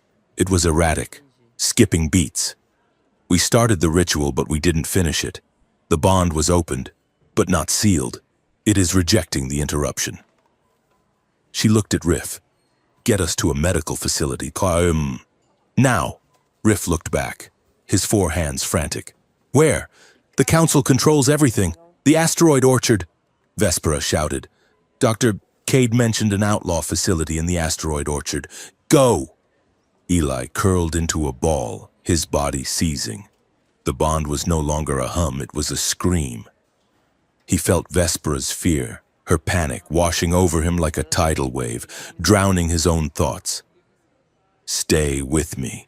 Eli, Vespera's voice sounded like it was coming from underwater. Focus on my voice. I can't. Eli whispered, his eyes rolling back. Mael's warning echoed in his fading consciousness. The bond needs completion soon, or Eli will die. And take Vespera's mind with him. The darkness swallowed him, and for the first time he felt Vespera's mind begin to slip into the abyss with him. The asteroid orchard was less a facility and more a biological fever dream suspended in the void. Riff navigated the happy accident through a dense field of rock, but these were not barren stones. Massive, translucent sacs of bioluminescent fluid grew from the asteroids like grapes on a vine. Inside each sac, alien organs pulsed in slow, rhythmic growth cycles, livers the size of cars, nervous systems branching out like lightning frozen in amber. Smugglers called it the orchard. It was where illegal xenotech was grown, harvested, and sold to the highest bidder without a single council tax stamp. Riff brought the ship in hot, dodging a drifting cloud of synthetic plasma, docking in Sector 9. Try not to die before the airlock cycles. Mercer? Cleaning corpses out of the carpet is an extra fee. Eli lay strapped to the co-pilot seat, sweat soaking through his shirt. The pain in his head had settled into a dull, throbbing roar, like a jet engine idling behind his eyes. Every time Vespera moved more than a foot away from him, the roar spiked into a scream. Vespera stood over him, her hand gripping his shoulder. Her touch was the only thing keeping him conscious. We are here. Eli, hold on. The ship shuddered as it clamped onto a rusted docking ring bolted to the side of a hollowed-out asteroid. The airlock hissed open. Dr. Juno Cade was waiting for them. She looked worse than she had on the station. Her lab coat was stained with blue fluid, and her cybernetic eye whirred with a frantic, agitated noise. She had fled the station immediately after the raid, knowing she was marked for death, and had set up a makeshift clinic in an abandoned harvesting bay. Get him inside, now. She didn't waste time with pleasantries. Vespera and Riff hauled Eli onto a floating gurney. They rushed him through corridors lined with tanks of growing limbs, the air thick with the smell of formaldehyde and sweet rot. Cade shoved them into a surgical bay and slapped biosensors onto Eli's chest and temples. The monitor above the bed exploded with data, red lines intersecting with frantic yellow spikes. Cade swore. It is worse than I thought. She pulled up a 3D rendering of Eli's brain. It was lit up like a city at night, but the pathways were wrong. They were rewriting themselves in real time. Look at the frontal cortex. Cade pointed. The venom isn't just circulating anymore. It has braided itself into his neural pathways. His neurons are literally holding hands with Vespera's genetic signature. She turned to Vespera. If you separate from him now, his brain will try to signal yours, find a void and short circuit, total organ failure in less than an hour. Vespera stared at the screen, her face pale. So he dies unless we finish the rite. Cade nodded. He needs the full biofeedback loop. He needs the stabilization that comes with the imprint. You have to mate, Vespera. And I don't mean in the fun way. I mean the deep, chemical, soul-binding way. Vespera turned away, walking to the far side of the room. She looked out the viewport at the drifting fields of bioorgans. If we complete the rite, we create a permanent, detectable signature. The council will have undeniable proof that he is bonded. They will claim him under the Property Act. She gripped the railing. I save his life only to hand him over as a slave. Eli groaned, pushing himself up on one elbow. The movement made the room spin. I love the optimism, he rasped. Riff, who was hovering by the door eating a bag of dried kelp chips, chimed in. Look, not to be the relationship counselor here, but usually, when two people really like each other, they don't need a medical degree to figure this out. Have you tried? I don't know. Mood lighting? Some scented candles? Riff? Shut up, Vespera snapped without turning around. I am just saying. Riff threw up his upper hands. You guys are overthinking the biology. Just get in there, lock the door, and let nature take its course. I can put on some smooth jazz. I have a playlist called Intergalactic Seduction Volume 4. Suddenly, a tinny voice echoed from Eli's pocket. It was the data slate Mael had given them. Eli had accidentally leaned on the playback button. The bond is a sacred trust, a surrender of the ego. Mael's ghostly voice filled the room. The penetration of the soul is absolute. Riff choked on a kelp chip. Okay, that is creepy. Even for me. Eli let out a weak laugh, which turned into a cough. Great timing. Mael. He looked at Vespera. She wasn't laughing. She was vibrating with tension. He forced himself to sit up fully, swinging his legs off the bed.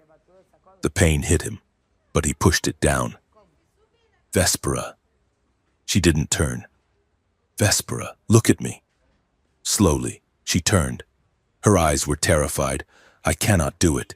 Eli, if I bond you, I condemn you. Soren wins. She gets her proof. She gets her asset. Eli shook his head. You are thinking like a soldier. Stop thinking like a soldier and start thinking like a politician. He gestured to Cade. Doc, you said the council's claim is based on the idea that the bond makes me property, right? Because I am just a host? Technically, yes. Cade crossed her arms. Without proof of equal standing, the venom overrides your rights. Okay. Eli stood up, swaying slightly. So we give them proof. We don't hide the right. We broadcast it. Vespera frowned. What? The council is a bureaucracy. Eli's eyes brightened with the spark of a plan. They run on laws. They run on public perception. If we complete the bond in secret, they can spin it however they want. But if we force a public legal recognition of consent, if we prove to the entire system that this isn't ownership, but a partnership. He looked at the data slate. We use Mael's evidence. We crash the treaty vote. We show them Soren's hybrid program. And then we stand there, live on the feed, and we declare the bond on our terms. Vespera stared at him. You want to infiltrate the High Council chamber? In the middle of a session? It is the only way. Eli stepped closer to her. We make it a legal impossibility for them to touch us. We make the bond a shield, not a chain. Vespera looked at him for a long moment. Then slowly, the fear in her eyes was replaced by a fierce, burning admiration. You are insane, she whispered. I am a salvage engineer. Eli grinned crookedly. I make things work. They had 2 hours before the treaty vote began. Cade set up a private room in the back of the clinic. It wasn't a bedroom. It was a medical monitoring suite. But she had dimmed the lights and covered the sensors with soft fabric to make it less sterile. We are going to do a witnessed consent seal, Cade explained, handing them 2 small dermal patches. You place these on your necks. They will record the neurosync. I will be in the next room monitoring the vitals. If Eli's heart rate spikes into the red, I am coming in with adrenaline. She looked at them both. This isn't about sex, kids, and it is about resonance. You have to let the walls down. All of them. She left the room, the door hissing shut. Eli and Vespera stood in the quiet semi-darkness. The air was cool, humming with the faint sound of the station's life support. Vespera took off her armor. Piece by piece, the heavy black plating fell to the floor, leaving her in a simple, skin-tight undersuit. She looked smaller without the armor, more human. She sat on the edge of the biobed. Eli sat next to her. The bond was humming between them, a low, warm vibration that made the air feel thick. Eli. Vespera didn't look at him. She looked at her hands. There is something I never told you about the ship. Eli waited. When I bit you, I told myself it was tactical. I told myself I was securing a witness. She looked up, and her eyes were wet. But that was a lie. When I saw you fighting to save the ship, fighting to save yourself, I felt something I haven't felt in 50 years. She took a shaky breath. I was lonely. Eli, God, I was so lonely on my Venom. It didn't just react to your biology, it reacted to my need. I bit you because I wanted to be connected to something that was alive. I wanted to be seen. She looked horrified by her own confession. I made you a victim of my own weakness. Eli reached out. He took her hand. His skin against hers sent a jolt of pure clarity through his mind. You didn't make me a victim, he said softly. You made me a survivor. He lifted her hand and pressed it to his chest, right over his heart. I have spent my whole life drifting, salvaging other people's junk, fixing things that didn't matter. He looked into her eyes. I am not here because you bit me, Vespera. I am here because for the first time in my life, I have found something worth holding on to. He leaned in closer. I refuse to be claimed by politics, and I refuse to be claimed by biology. If we do this, if we finish this, it is because I choose you, and you choose me. Vespera stared at him. The wall of discipline she had built around herself for a century crumbled. I choose you, she whispered. They moved together. It wasn't a collision, it was a gravity well. Eli pressed his forehead against hers. They breathed in sync. In, out, in, out. The monitors on the wall began to hum. The lines on the screen merged, moving in perfect unison. He felt her mind open. It wasn't invasive this time. It was a flood of warmth. He felt her strength, her memories of flying over golden deserts, her fierce protectiveness, her hidden softness. And she felt him. She felt his humor, his resilience, his fear that he wasn't enough, and the overwhelming, terrifying love he was starting to feel for her. It was intimate in a way that made physical touch seem shallow. They were braided together, light and dark, venom and blood. Vespera pulled back slightly. panic flickering in her eyes. I am becoming a weapon again. I can feel the power rising. Eli gripped her shoulders. No. He grounded her, his voice steady. We decide what this means. Not the council, not the Venom. Us. He kissed her. It wasn't a desperate kiss. It was a seal, a promise. The venom in his veins flared, turning from a burning fire into a cool, liquid gold. The pain vanished. The roar in his head stopped, replaced by a crystalline silence. On the monitor in the other room, the two lines became one. Dr. Cade watched the screen, a small smile touching her lips. Gotcha. The infiltration of the council chamber was less of a sneak attack and more of a demolition. They took the happy accident straight at the main station spire. Riff flew like a maniac, dodging automated defense turrets while screaming insults at the traffic controllers over the open comms. I am a leaf on the wind. Watch me soar. Riff yelled as he scraped the paint off a luxury yacht to squeeze into the ventilation shaft access. They breached the station through the atmospheric recyclers. Vespera, now fully armored and moving with the terrifying grace of a restored apex predator, led the way. Eli was right beside her. He felt different, stronger. He could sense the guards around corners before they saw them. He could feel the rhythm of the station's power grid. They fought their way to the broadcast deck. Cade stayed behind at the ship to jam the local security frequencies. Inside the council chamber, the treaty vote was underway. Hundreds of delegates from a dozen species sat in the tiered amphitheater. In the center stood Counselor Soren Vale, looking radiant and treacherous in white robes. We must secure our borders, Soren was saying, her voice amplified to boom across the room. The biological threats from the outer rim require a strong, unified defense. The Hybrid Asset Initiative will ensure peace. The doors to the chamber blew open. Smoke billowed in.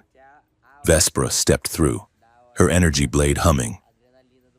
Eli walked beside her, holding the data slate high. Peace? Vespera's voice cut through the room, magnified by the acoustics, or profit. The chamber erupted in gasps. Guards rushed forward, but Vespera moved with a speed that blurred the eye, disarming 3 of them without breaking her stride. She is lying to you, Eli shouted, jumping onto the central podium. He slammed the slate into the broadcast terminal. Look at the data. The Hybrid Initiative isn't defense. It is a slave army. Huge holographic screens above the delegates flickered, then displayed the files from Mail's archive, the plans for the coup, the genetic experiments, the contract with Heliox Dynamics. Soren's face twisted in fury. Cut the feed, she screamed, but the feed didn't cut. Riff and Cade were holding the line. And look at the funding. Eli pointed to a new document that scrolled across the screen. Heliox Dynamics, a human corporation. He looked at the human delegation in the stands. They looked uncomfortable, shifting in their seats. You aren't voting for safety. You are voting for a monopoly on Salders. Soren stepped forward, her composure regaining its icy edge. You speak of laws, human. You are a fugitive, an escaped asset. She snapped her fingers. 2 heavy blast doors on the side of the chamber opened. Riff was dragged out. He was beaten, his carapace cracked, held by 2 massive war droids. Soren pulled a small, silver pistol and placed it against Riff's head. Surrender the asset, Vespera, or your pilot becomes a stain on the floor. The room went silent.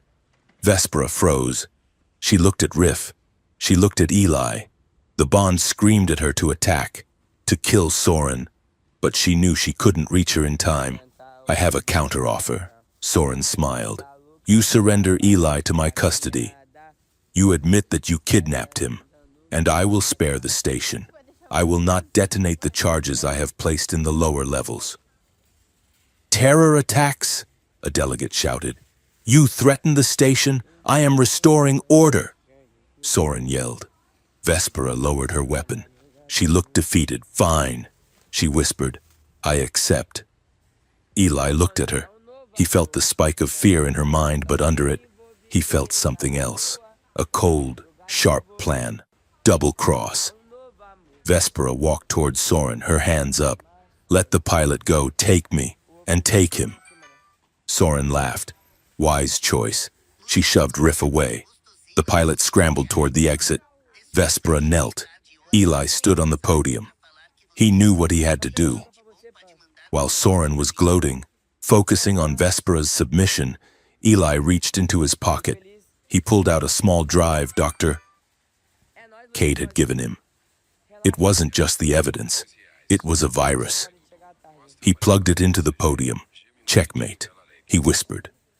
The screens above changed again. This time, they didn't show documents. They showed a live feed of Soren's private accounts, transferring billions of credits from Heliox Dynamics. The delegates roared in outrage. Soren's eyes went wide. She realized too late that Vespera's surrender was a distraction.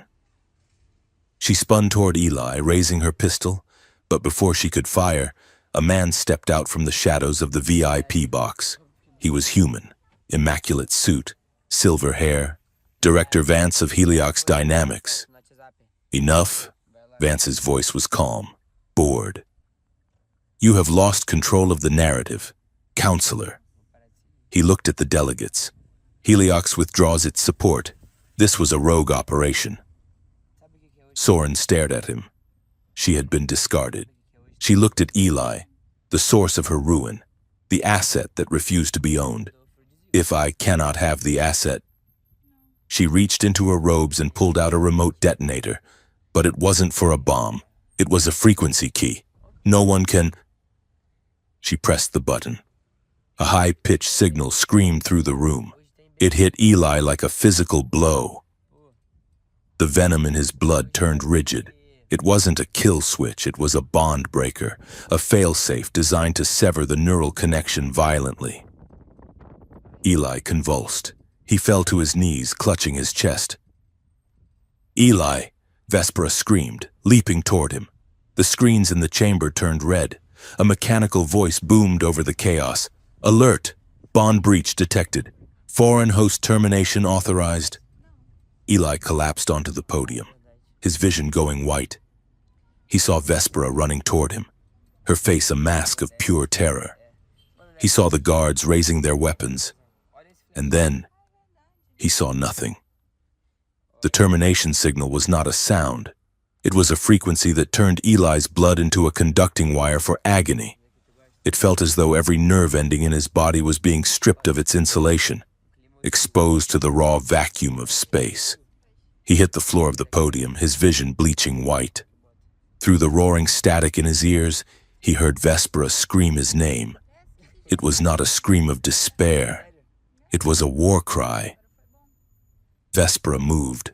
She did not run. She flowed, a blur of kinetic violence that defied the physics of the council chamber. The guards closest to the podium raised their stun lances, but Vespera was already inside their guard radius.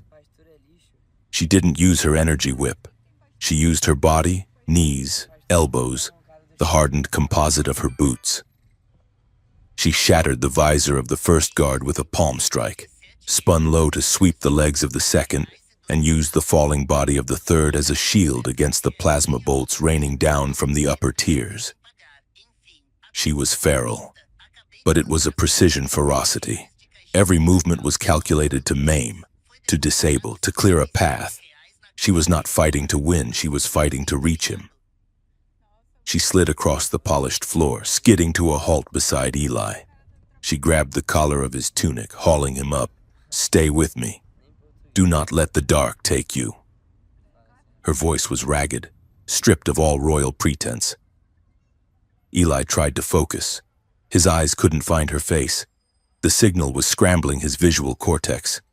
But the bond was wide open. The termination protocol had smashed down the walls between their minds, and instead of silence, Eli was drowning in the noise of Vespera's soul. He saw images that were not his. A cold stone room, a child, small and pale, kneeling on grit, a tall, faceless instructor striking her with a rod. Again, again, again. Do not cry. Vespera. Tears are moisture.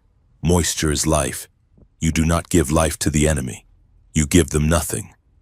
The memory shifted. A young woman standing over a grave. She is not allowed to mourn. She is wearing the mask of an envoy. She is told that love is a leverage point, a crack in the armor where a knife can enter. Eli gasped, his body convulsing in Vespera's arms as she dragged him off the podium, ducking behind a heavy marble pillar as laser fire chewed up the stone. He looked at her, really looked at her, through the haze of pain. "They hurt you," he whispered, the words bubbling up with blood. "They made you hollow." Vespera looked down at him, her eyes wild. She didn't deny it.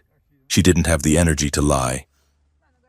"And now I am going to fill the hollow with their ashes if they do not stop this signal." She hoisted him up, wrapping his arm around her neck. "We have to get to the source. The signal is coming from the sanctum beneath the floor. Outside the ring of fire." Chaos was blooming. Dr. Cade and Riff had not been idle. While Vespera fought the physical battle, they were waging a war on the station's sensory input. Riff, nursing a cracked carapace, was jammed under a console in the media booth, all four hands flying across a splice board. "Okay, let us see how they like a little remix." He cackled, jamming a red wire into a blue port. Suddenly, the station's threat assessment alarms changed tone. Instead of the sharp blare of a security alert, the speakers began to broadcast a wet, squelching sound, followed by a computerized voice that Riff had hastily reprogrammed. "Alert! Atmospheric conversion imminent. Oxygen is being replaced with soup. Please breathe deeply for maximum flavor." The guards paused. The delegates in the stands looked around in confusion. "Soup?" one of the generals shouted. "What is happening?" Dr. Cade, monitoring the network from the ship, cut into the translation matrix. She scrambled the output of the guard's comms units when the captain of the guard yelled, "Secure the perimeter!" What came out of his helmet speakers in Universal Standard was, "My trousers are made of sadness." The confusion bought them 6 seconds. 6 seconds was all Vespera needed. She dragged Eli toward the heavy ornamental doors behind the podium. These were the doors to the ancestral oath room, a ceremonial chamber that the council used as a backdrop for coronations but never actually entered. It was a relic, a museum piece. Soren saw them moving. "Stop them!" she shrieked from the VIP box, slamming her hand on the console to intensify the signal. "Burn the asset!" The pain spiked. Eli arched his back, a silent scream tearing through his throat. His heart stopped beating for 2 full seconds before stuttering back into a frantic, jagged rhythm. Vespera kicked the doors. They were sealed with magnetic locks. She didn't bother with the keypad. She jammed her fingers into the seam of the metal, her muscles straining, the servos in her remaining armor pieces whining with overload. With a roar of pure, primal effort, she tore the doors apart, breaking the locking mechanism with brute force. She threw Eli inside and dived after him just as a rocket drone blew the doorway into shrapnel. Silence. The moment they crossed the threshold, the noise of the battle vanished. The oath room was shielded by ancient acoustic dampeners. It was a circular chamber of black stone, lit only by the faint blue glow of phosphorescent moss growing in the cracks of the walls. In the center stood a pedestal holding a large crystalline book, the Codex of the First Bond. Eli lay on the floor, his body twitching. The signal was still tearing at him, but here, shielded by the thick stone, It was slightly muffled.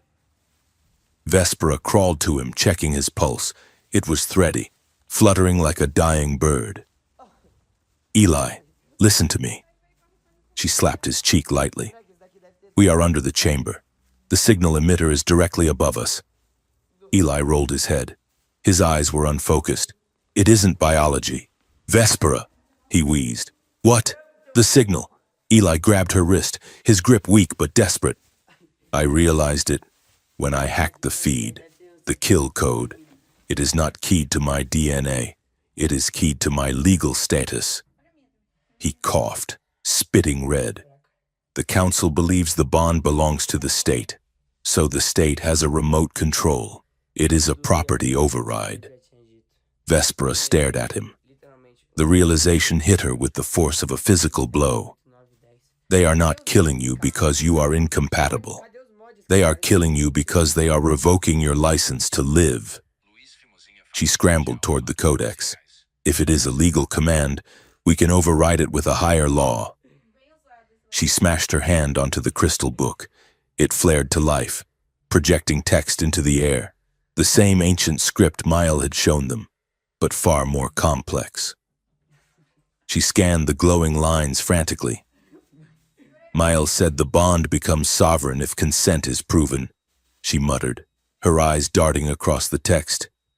"Here. Clause 400. The Venom contract is binding to the house until the spirit joins the flesh. If the pair stands upon the ancestral stone and declares mutual resonance, the bond transcends the house and becomes the law of two."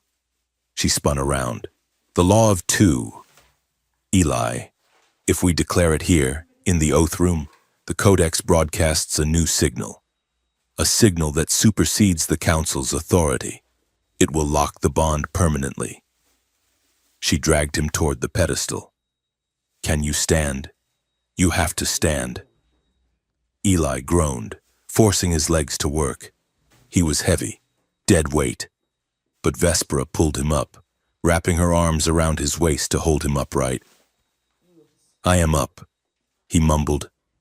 "I am up." They stood before the codex. The air in the room grew heavy, charged with static electricity. The signal from above was drilling into Eli's skull. "Terminate, terminate, terminate." Vespera grabbed his face in her hands. She was crying. The perfect, unshakable operative was weeping openly. "Please, Eli, do not die." She begged him, her forehead resting against his.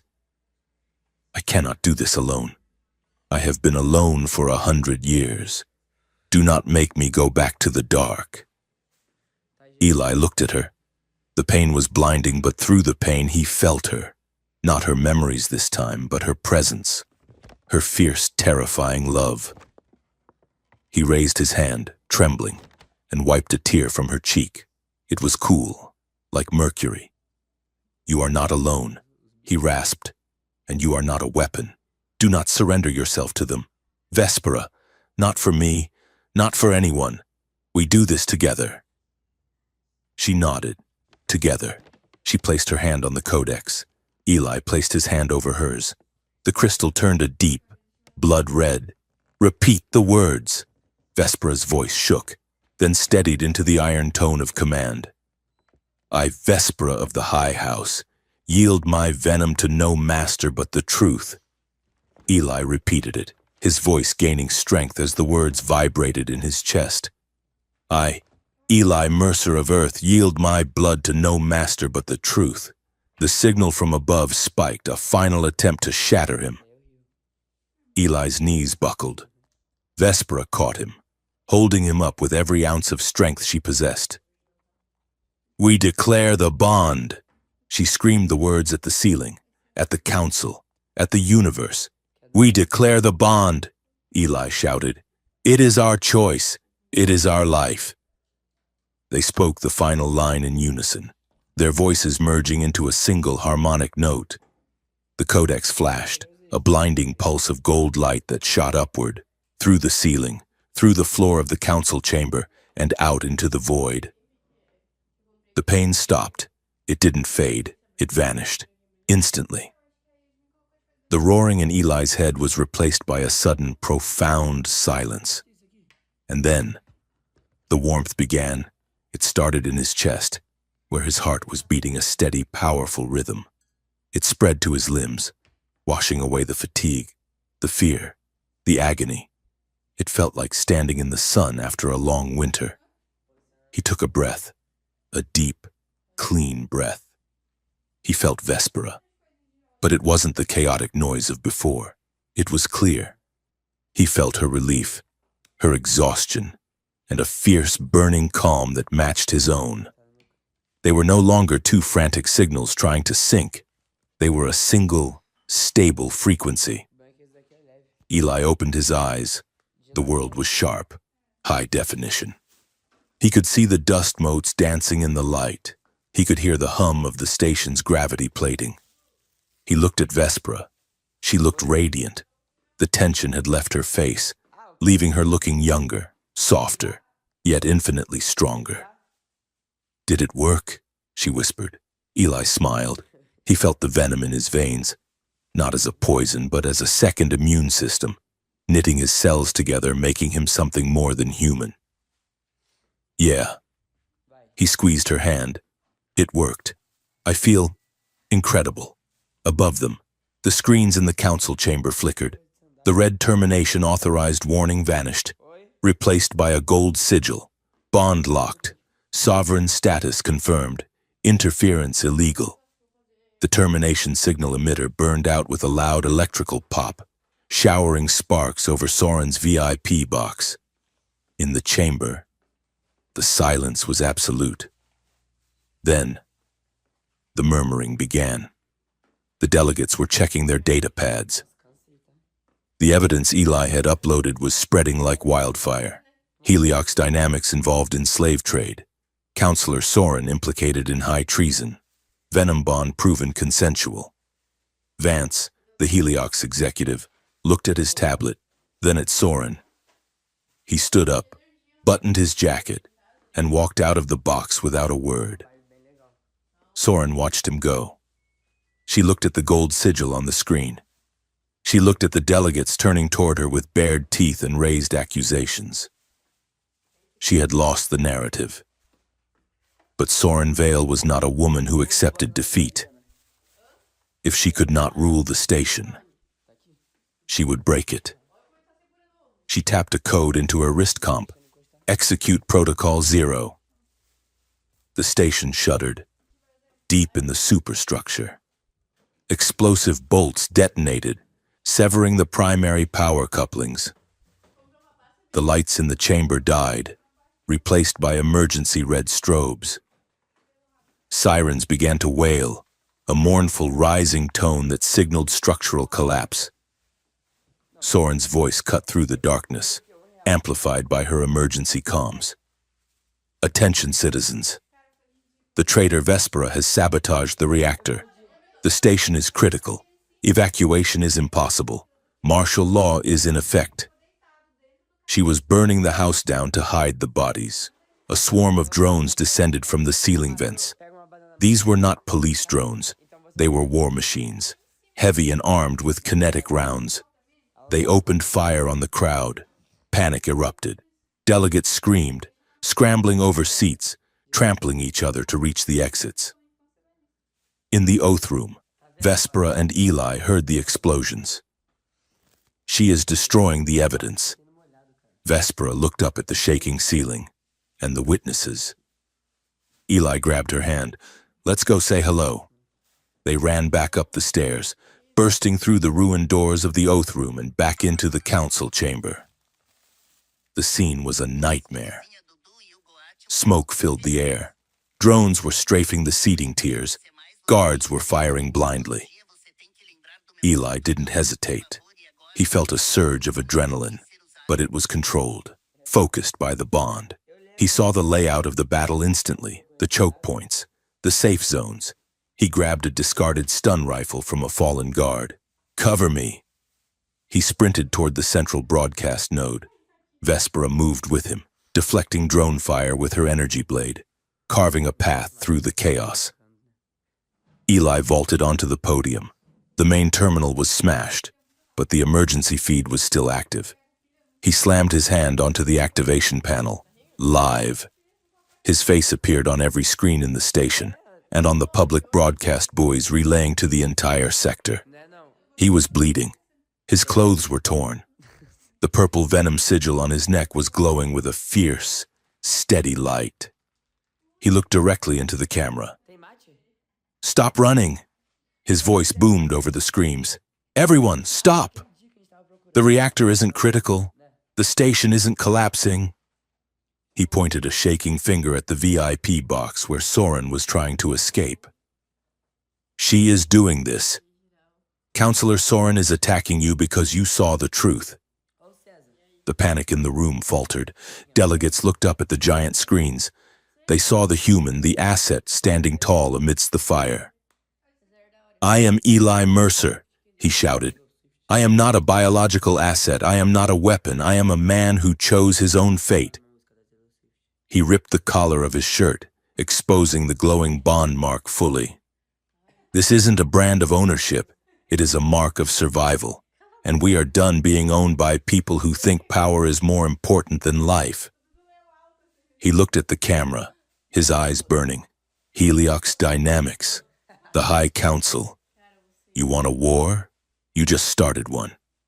But you are not fighting a resource anymore. You are fighting us." Soren froze at the exit of her box. She glared at the screen, hatred distorting her features. "Kill him!" She screamed at her personal guard. "Kill the loudmouth!" 3 drones pivoted, aiming their cannons at the podium. Vespera stepped in front of Eli. She didn't raise her weapon. She reached into her tunic and pulled out a small, heavy object, a signet ring, carved from black diamond. She held it up. "Cease fire." Her voice was not a shout. It was a command that resonated with a bioacoustic frequency used by the High families. The drones froze. Their targeting sensors recognized the object. "I am Vespera, first daughter of the bloodline of Ash." She spoke the words she had run from for 50 years. "I invoke the right of lineage. By the holding of this ring, I dissolve the authority of Counselor Soren. She is stripped of rank. She is stripped of name." She turned her gaze to Soren. "You are nothing."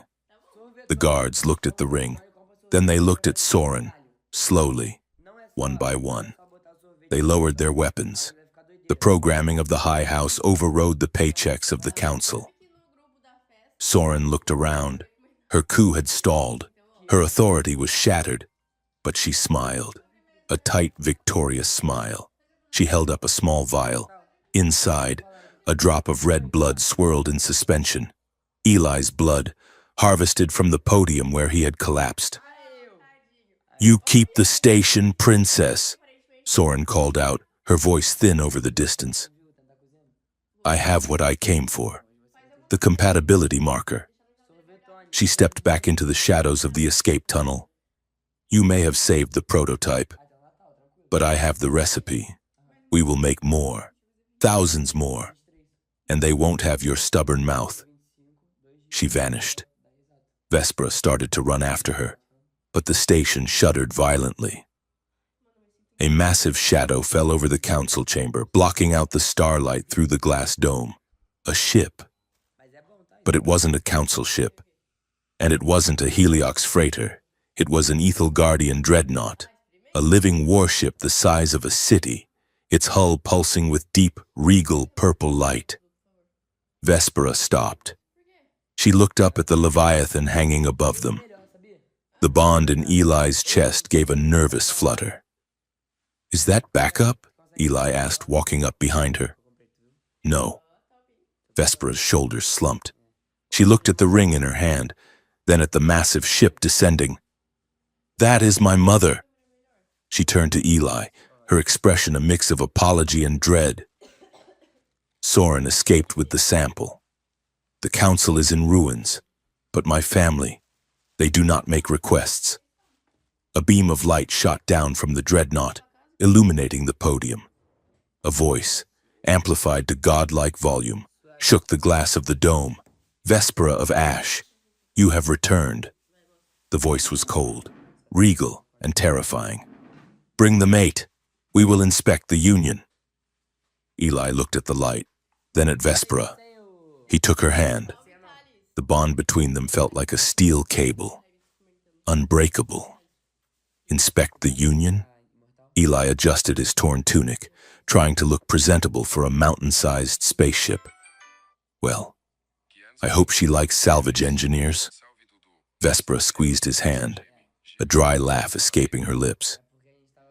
She eats salvage engineers for breakfast. Eli.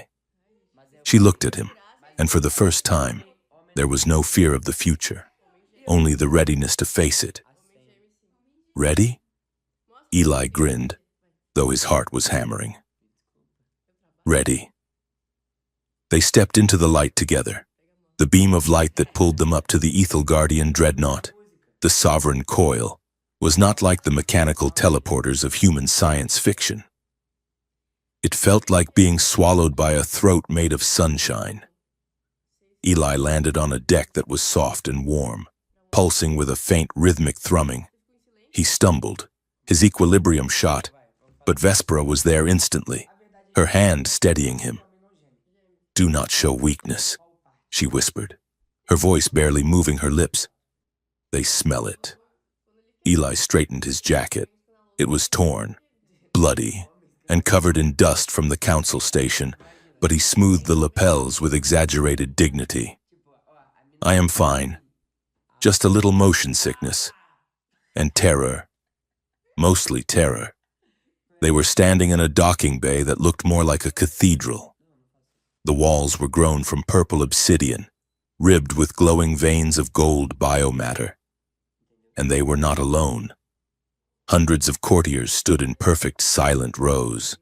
They were tall, elegant, and terrifying.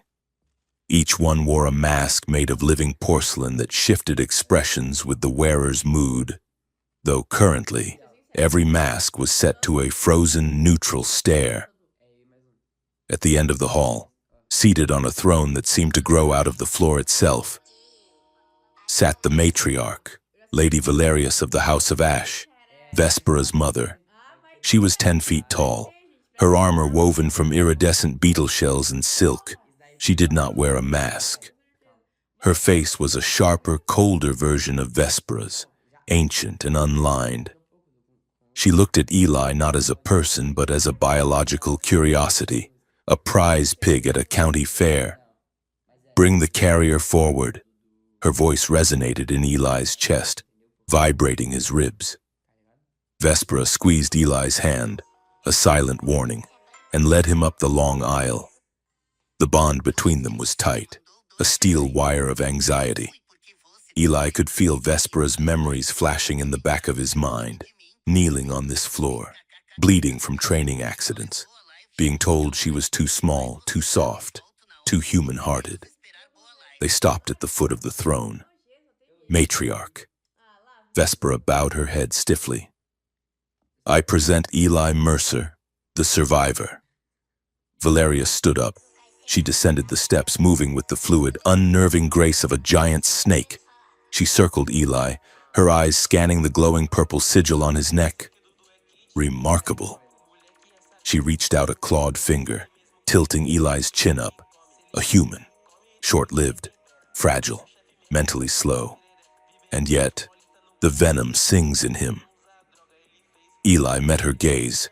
He fought the urge to pull away. Nice to meet you too. I love what you have done with the place. Very organic. Valerius paused. Her eyes narrowed. The courtiers let out a collective, soft gasp.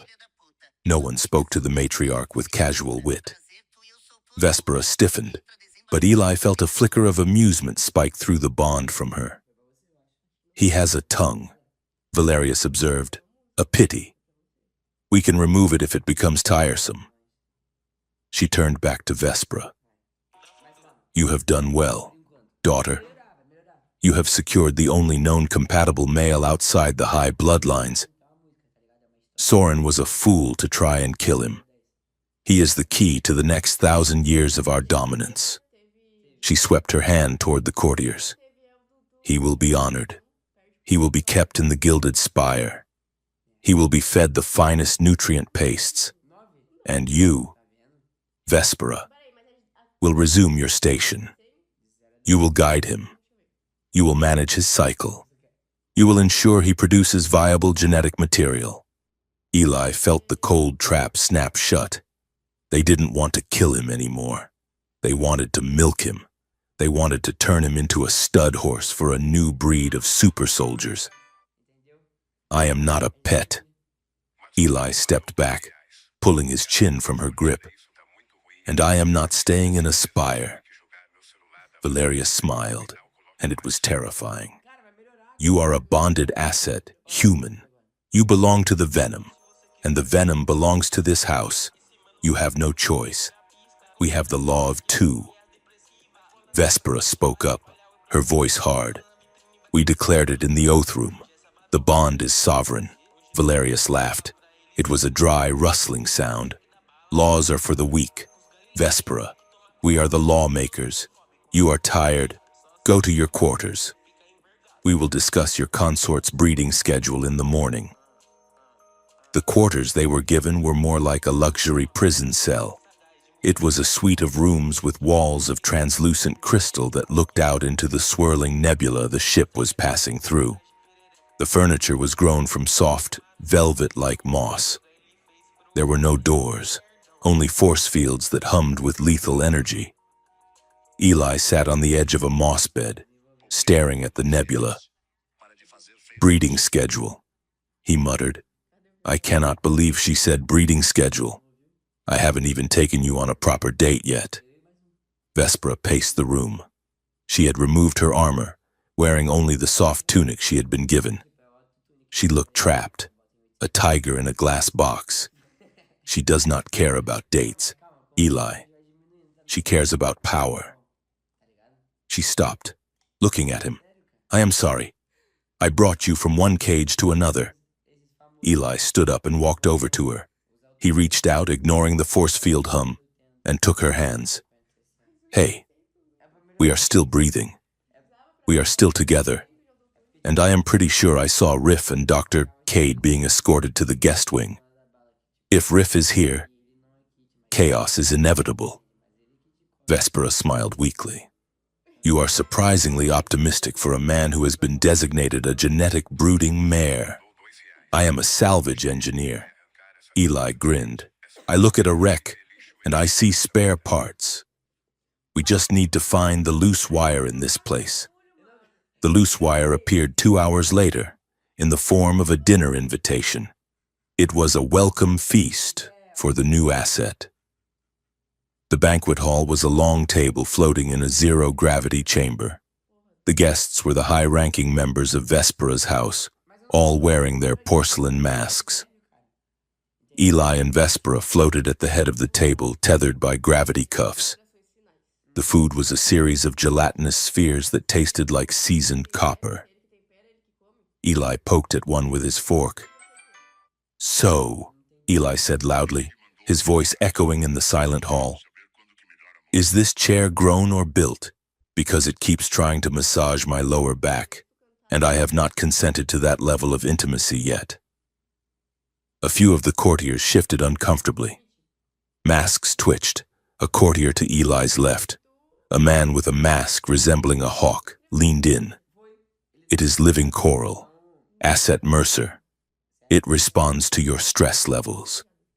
Well, tell it I am stressed about being a prisoner, Eli replied brightly. Vespera kicked him gently under the table, but through the bond, Eli felt it. Keep going. They are rigid. Disruption confuses them. He turned to the hawk-masked man. So, you guys work with Heliox Dynamics, right? The table went deadly silent. The hawk-man froze. I beg your pardon? Heliox, the human megacorp. Eli took a bite of the copper jelly. I saw the manifest logs when we docked. You have got crates of Heliox tech in the lower bays. Which is weird, right? Because Matriarch Valerius said humans were fragile and slow. But she is buying weapons from us. Valerius, seated at the far end, lowered her goblet. We do not discuss logistics at the table. Oh, I think we should. Eli leaned forward, the gravity cuff straining. Because I know what Heliox wants. They want to commercialize the Venom bond. They want to put it in a bottle and sell it as a jagged little pill. And you. He looked at Valerius. You are selling them the rights, aren't you? You are not protecting the bloodline. You are franchising it. The tension in the room snapped. Valerius stood up. Take him to the containment cells. But before the guards could move, the ship rocked violently.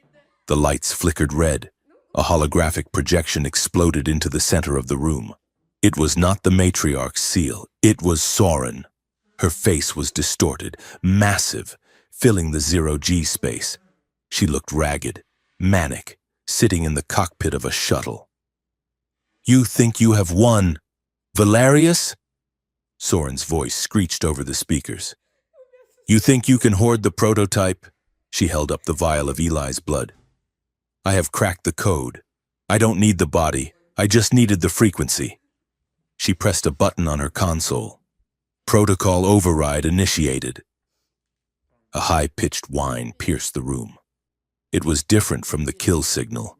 This was not pain. This was a command. Every bonded pair in the room, and there were a dozen guards who were bonded to their war beasts, suddenly screamed. The guards' eyes went blank. The beasts roared, their pupils dilating to cover their entire eyes. Seize the traitor, Soren commanded. Seize Vespera. The bonded guards turned. They didn't look at their matriarch. They looked at Vespera with mindless, synchronized hatred. It is a slave signal, Vespera shouted, drawing a knife from her boot. She had smuggled it in past the scanners.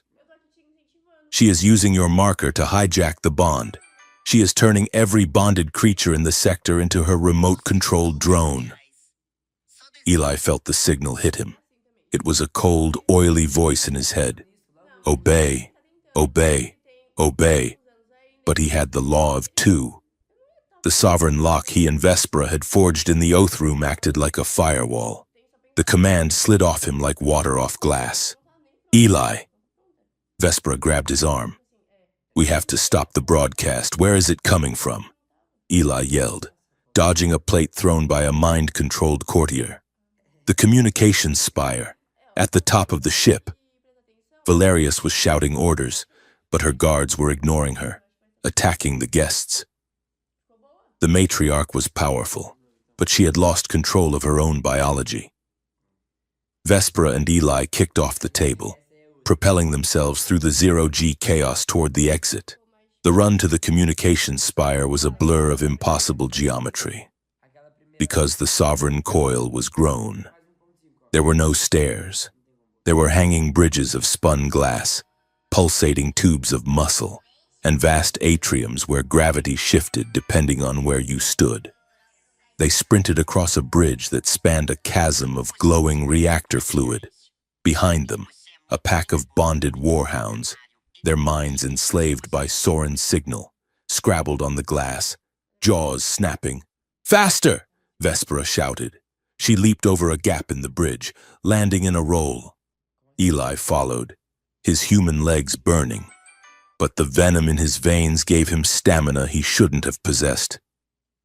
They reached the base of the spire. It was a tower of pure crystal, humming with the energy of Soren's broadcast. The door was sealed. Vespera slashed at the control panel with her knife, but it sparked and did nothing. It is bio-locked to the matriarch, she hissed. I can't open it. Eli looked at the panel. It wasn't digital. It was a genetic scanner, needs authority. He looked at Vespera. You are the heir. You have the blood. Vespera shook her head, her eyes wide. I was disavowed. The ship won't recognize me, not as an envoy. Eli grabbed her shoulders, as a queen. He looked deep into her eyes. You have the ring. You took it from Soren. You are the first daughter. Stop acting like a fugitive and tell this ship who owns it. Vespera looked at the ring on her finger. She looked at the door. She looked at Eli, who believed in her more than she believed in herself. She took a breath. She placed her hand on the panel. She didn't ask. She didn't plead. She pushed her venom into the sensor with a surge of royal dominance. Open. The ship groaned. The crystal turned from red to obedient white. The door slid open. They burst into the spire. It was a room of mirrors and light. In the center, a massive transceiver was pulsing, relaying Soren's signal to the fleet outside. On the screens, they saw the chaos. Ships across the fleet were drifting as bonded crews fought each other. Soren's shuttle was docked to the external array, acting as a parasite. Vespera ran to the console. I can't shut it down. She has locked the system with a chaotic algorithm. Eli looked at the transceiver. We don't need to shut it down. We need to change the channel. He ran to the broadcast input. Soren is using my compatibility marker to force a command, right? She is using the master syntax. He plugged his comms unit into the board. But we proved that the bond isn't a master-slave relationship. It is a binary consensus. He looked at Vespera. If we pump our signal, the sovereign signal from the oath room into the array, it will contradict her syntax. It will crash the system? Vespera asked. No. Eli smiled. It will force a verification check. He typed furiously. Soren is broadcasting a command. Obey. We are going to broadcast a question. Do you consent? He hit the enter key. Execute. The spire shook. The beam of light shooting from the top of the ship changed color, from angry red to a blinding pure gold. Across the fleet, the signal hit every bonded pair. The mind-controlled guards froze. The warhounds stopped mid-lunge, inside their heads. The oily voice of Obey was interrupted by a clear, thunderous question. Is this your will? The answer, from a million enslaved minds, was a resounding no. The feedback loop was catastrophic for Soren. On the screen, they saw her shuttle. The systems overloaded. The broadcasting array on her ship exploded backward, feeding the chaotic energy right into her cockpit. Soren screamed as her console erupted in sparks. No, you cannot! The transmission cut to static. Outside, the shuttle detached, spinning wildly out of control. Its engines dead. It drifted helplessly into the gravity well of a nearby moon. In the spire, the silence returned. Vespera slumped against the console. It is over. Not quite. A voice came from the doorway. Matriarch Valeria stood there. She was flanked by her elite Praetorian guard, guards who were not bonded, and therefore not affected by the signal. She looked at Vespera, then at Eli. You saved the fleet, she said, her voice unreadable. But you defied my direct command. You hijacked my ship. She walked into the room. However, Soren is gone. The Heliox deal is exposed, and you... She looked at Vespera with a grudging, cold respect. You commanded the door. The ship recognized you. Vespera stood tall. She didn't bow. I am not staying. Mother. Valerius raised an eyebrow. You are the heir. You have proven yourself strong. You can rule this house. I do not want your house. Vespera stepped closer to Eli, taking his hand. Your house is a cage. It is a business. I want a life. Valerius looked at Eli. And you, human? You could be a prince consort. You could have worlds. Eli looked at the gold and crystal room. He looked at the cold, beautiful woman who offered him the universe on a leash. Then he looked at Vespera. He saw the woman who had bitten him to save him. The woman who had fought an army for him. The woman who ate terrible protein mash with him on a smuggler's ship. I have a job, Eli said. I am a salvage engineer, and I have a very important contract to fulfill. He looked at Vespera. Partnership, 50-50 split. Valeria stared at them for a long time. Then, she waved her hand dismissively. Go, before I remember that I am supposed to execute you for insolence. She turned her back on them. But do not expect an inheritance. The departure bay was chaotic, but it was a happy chaos. The happy accident was refueled and waiting. Riff was doing a victory dance on the loading ramp, all four arms waving. Dr. Cade was loading a crate of stolen medical supplies. "You guys made it!" Riff shouted as Eli and Vespera walked up the ramp. "I was about to leave you. I wasn't, but I was definitely thinking about it." "Liar," Vespera said, a rare, genuine smile lighting up her face. They boarded the ship as the airlock cycled, sealing them away from the regal, suffocating air of the dreadnought. Eli felt a weight lift off his chest that he hadn't realized was there. The ship blasted out of the docking bay, streaking away from the massive purple warship and into the open starfield. Eli sat in the co-pilot seat. He watched the stars streak by. "So," he said, "we are homeless, broke, wanted by at least 3 different governments. And I am pretty sure I am technically still property in 6 sectors." Vespera sat in the pilot seat. She adjusted the controls, setting a course for deep space, unmapped space. "We are free," she corrected him. She turned the chair to face him. The bond hummed between them. It wasn't a demand anymore. It was a low, steady comfort, a presence that said, "I am here. You are safe." Eli reached out and touched the sigil on her neck, the mirror of the one on his own. "I survived the alien's venom." He whispered the old joke. Vespera laughed.